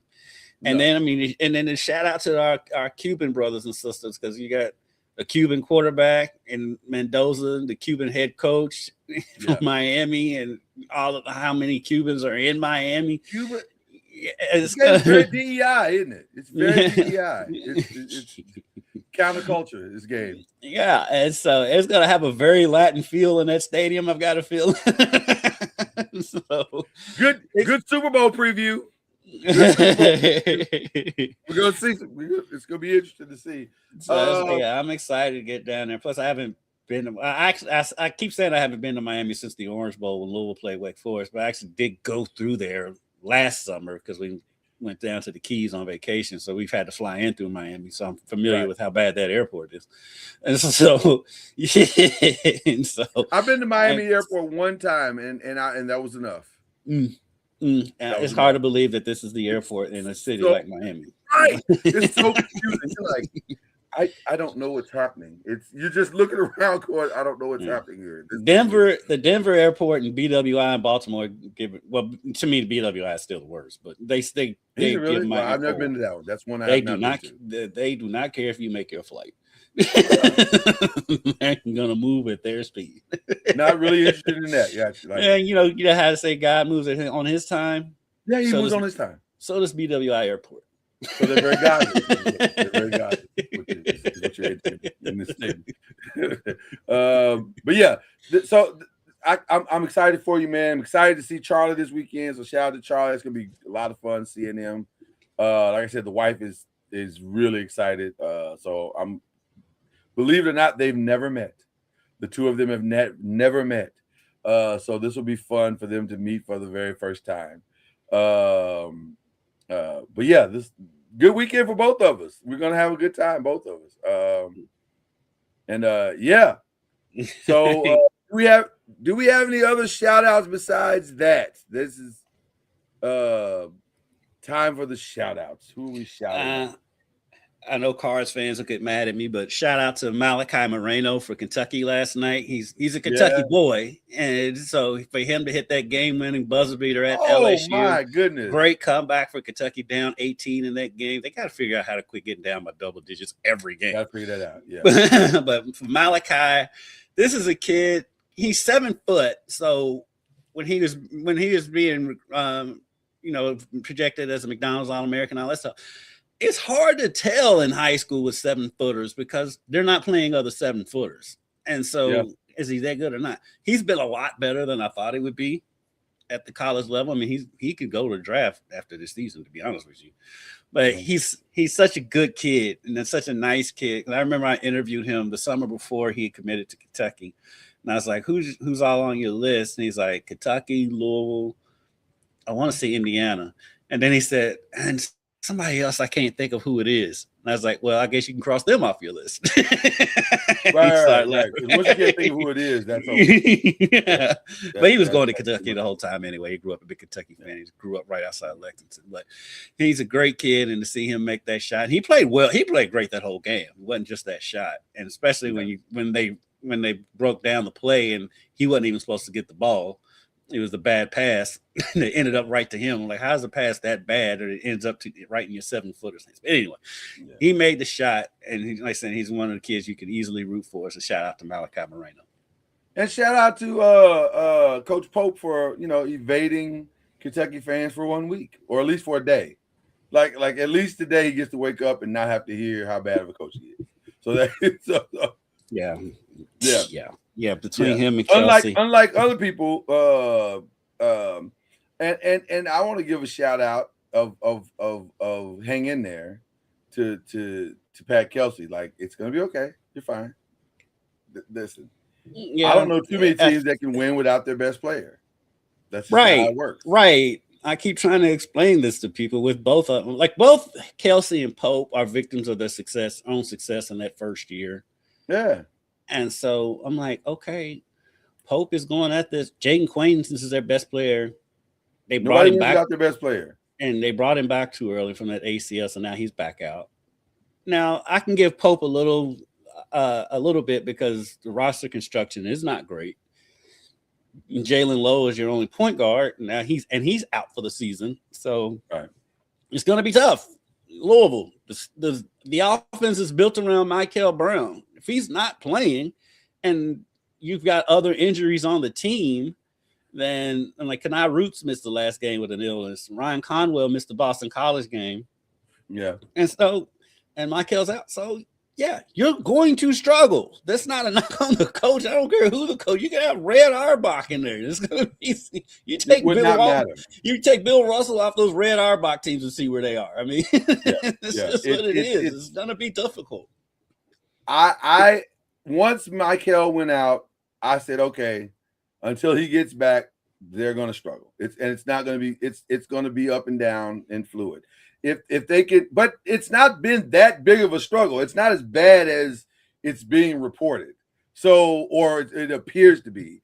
Are they losing games that they should win? I don't know. Virginia's a solid team. So should they have won that game? I don't know. Maybe not. Virginia's a good team. That's because out of the teams that they lost to, I know Virginia and Duke. I'll have this caveat. I did not see 1 second of that Stanford. I didn't see one second of that Stanford game that they lost. So excluding that game, the Virginia game is the only game that of these games that they lost since Michael's been out, where I was like, yeah, Michael could have made a difference. They probably would have won that game. They weren't going to beat Duke if Michael was there. They weren't going to beat Tennessee if Michael was there. And he was there for Arkansas, and they got blown out in that game. So yeah, because a lot of people are like, oh, he's not coming. I don't know the situation. I keep hearing different stuff, and people are saying, oh, he's not coming back and getting ready for the draft. So I'm like, he hadn't done enough to. I mean, granted, the NBA always drafts on potential, but I'm looking at draft boards. He's sliding down the draft board, so he needs to play. He needs film. There's nothing that I've heard. What he's done in Louisville, because before he got hurt, he hadn't played well in the last 3 games before he got hurt anyway. Right. There's nothing that I've heard that I would want to come to air with that I think is credible. I've heard a lot of rumors, and I'm sure you have. I'm the same way. I hear stuff. I mean, I heard stuff from somebody that I trust literally at the game the other night. Yeah, and even with that, I don't feel comfortable saying any of that because I don't know if any of that's true. Right, but I'll just say this: Pat Kelson says in the press conference. And by the way, I agree with you, and I also think what you said is also true. He needs to play. If any of the rumors are true, then he needs to take control of his own future. He needs to play because you're not where you think you are, and it's not as great as you think it is. It's not. It's not, because I could see him easily now slipping right into the second round. Easily. He won't slip that far because, like we said, they draft on potential. They draft on potential. He's not going to draft. I agree with you. I agree with you that they draft on potential. I mean, look at Kyrie. But this is different though because of the injury, and is the ceiling is high? That's the thing. I don't know with him. We don't know. It could be. It could be. And because I use Kyrie as an example because Kyrie got hurt. Did Kyrie even play in January? January, I'm not sure he played another game after December. Right, and he still when he the number 1 pick or close to it. If he wasn't number 1, he was And so don't get me wrong. Yeah, don't get me wrong. I'm not comparing Michael to Kyrie. Right. Fast. I'm just saying that we've seen guys with injuries still get drafted early. But right now, I think Mikal is as likely to go in the first 15 as he is to go in the top of the second round. Like, I think that's his range. I don't think he's still a first round pick. I don't think he'll follow the second round because for one, you got potential and size, and he can shoot, and he can. And with the length he has, I think he's still going to be a first round pick. Now, you think so? Okay, all right. He's a lottery pick if he comes back and plays. But but the other part of that too, though, we've seen how the NBA does weird stuff. He could sit out the season, go and have a great combine, and he'll go back into he'll fall back into the lottery. I mean, that happens all the time. So I hope he plays again. I really hope he plays. Just from my brief encounters with him, just talking to him a few times that I don't feel like he's the kid that does that just leaves his team out to dry. And if you see him over on the bench, he's engaged. He's applying the team. He's doing whatever he can on the bench. It is weird because sometimes he has the back brace on and sometimes he doesn't. and in the course of the game, not just from game to game. It's like in the first half he might have it on, the second half he may not, or vice versa. That part's weird, but he is engaged with his teammates, and like I said, when I've talked to him the few times I've talked to him, he's an extremely nice, respectful kid. Yeah, and does not seem like the type of kid that just leave his team out to dry. So, my only other leave it at that. Yeah, my only other shout out that I'd like to give is one that I have not heard given enough, and maybe it's because of the nature of his career, and that his career is probably not over. It's just like a pause button. But I still want to give flowers and pause in this moment because I think it's necessary. And that's to Mike Tomlin. Yes. Class personified. Yes. And he can coach my team anytime he wants to. Oh my God. Because I'm gonna be honest with you. Once his name came up, I was like, I'm fine with either one. Either one of those would be phenomenal. Because that's class. Yeah, because because if he's with your team, he actually has an organization that has a quarterback, which he has not had. Which he has not had for quite some time. I do not rule out him going to Baltimore. I don't rule that out. I'm be honest. I love it. I don't rule it out. I love that. I've been saying for years I was surprised that the Steelers didn't draft Lamar because Mike Tomlin ran Lamar's pro day. And they still kept on with Ben Roethlisberger. I'll take it a step further. As aggressive as New York was to get John Harbaugh, I think Baltimore should be that aggressive to get Mike Tomlin. I think he is exactly what Lamar needs. And they already have a relationship. And they obviously already have a relationship. And they already have a relationship. He ran his pro day. Lamar needs someone that's going to believe in his Lamarness. Mm-hmm. And that's Mike Tomlin. And he's not going to box him in. What the rift was with Lamar and Harbaugh. Because as much as Lamar gets grief for his playoff record, and rightfully so to an extent, a lot of that was the Ravens would change their offense when they got in the playoffs. Right. Lamar hardly ran the ball. Right. No, the Falcons do need him. I don't want him there. I want him in. No, I don't want him there either. No, with all due respect to you, Pastor. No, I want him. I want him with Lamar. I really want him with Lamar. For the journalist in me, who's always looking for the good storyline, Tomlin in Baltimore is the ultimate storyline. That's the storyline. That is the storyline. When you saw the owner's reaction when he heard that he was free, he was like, "Oh." That owner, by the way, he was like, that press conference was hilarious. That's fantastic. It was gold, absolute gold. Okay, we got to get out of here. We do have to get out of here because he's leaving tomorrow, and you can't just be Yeah, I haven't packed one thing yet. Well, I wasn't going to say that publicly, but yes, I'm sure there's things that you need to do to get ready for this trip this weekend. But guys, it's going to be a phenomenal weekend. Divisional playoffs. You got the ramp up to the championship game on Monday. When we return, the ACC will either have a champion or a runner-up. No shame in either. Right. Either way, it'll be good. But history will be made on Monday night. So I can't wait. It's going to be a lot of fun. I hope you guys will enjoy your weekend, enjoy each other. And also, despite the state of our country, Monday will be Martin Luther King Day. No matter how much certain people try to fight it. Despite how it's trying to be erased, it's Martin Luther King Day, and we're going to acknowledge it as so. So shout out to the great Martin Luther King. We are here because of some of his efforts and the things that he did for all of us. So there you go. All right. That's it. That's all we got. Go Rattlers. All right. We'll see you guys next week. Cue the whistle. Come true.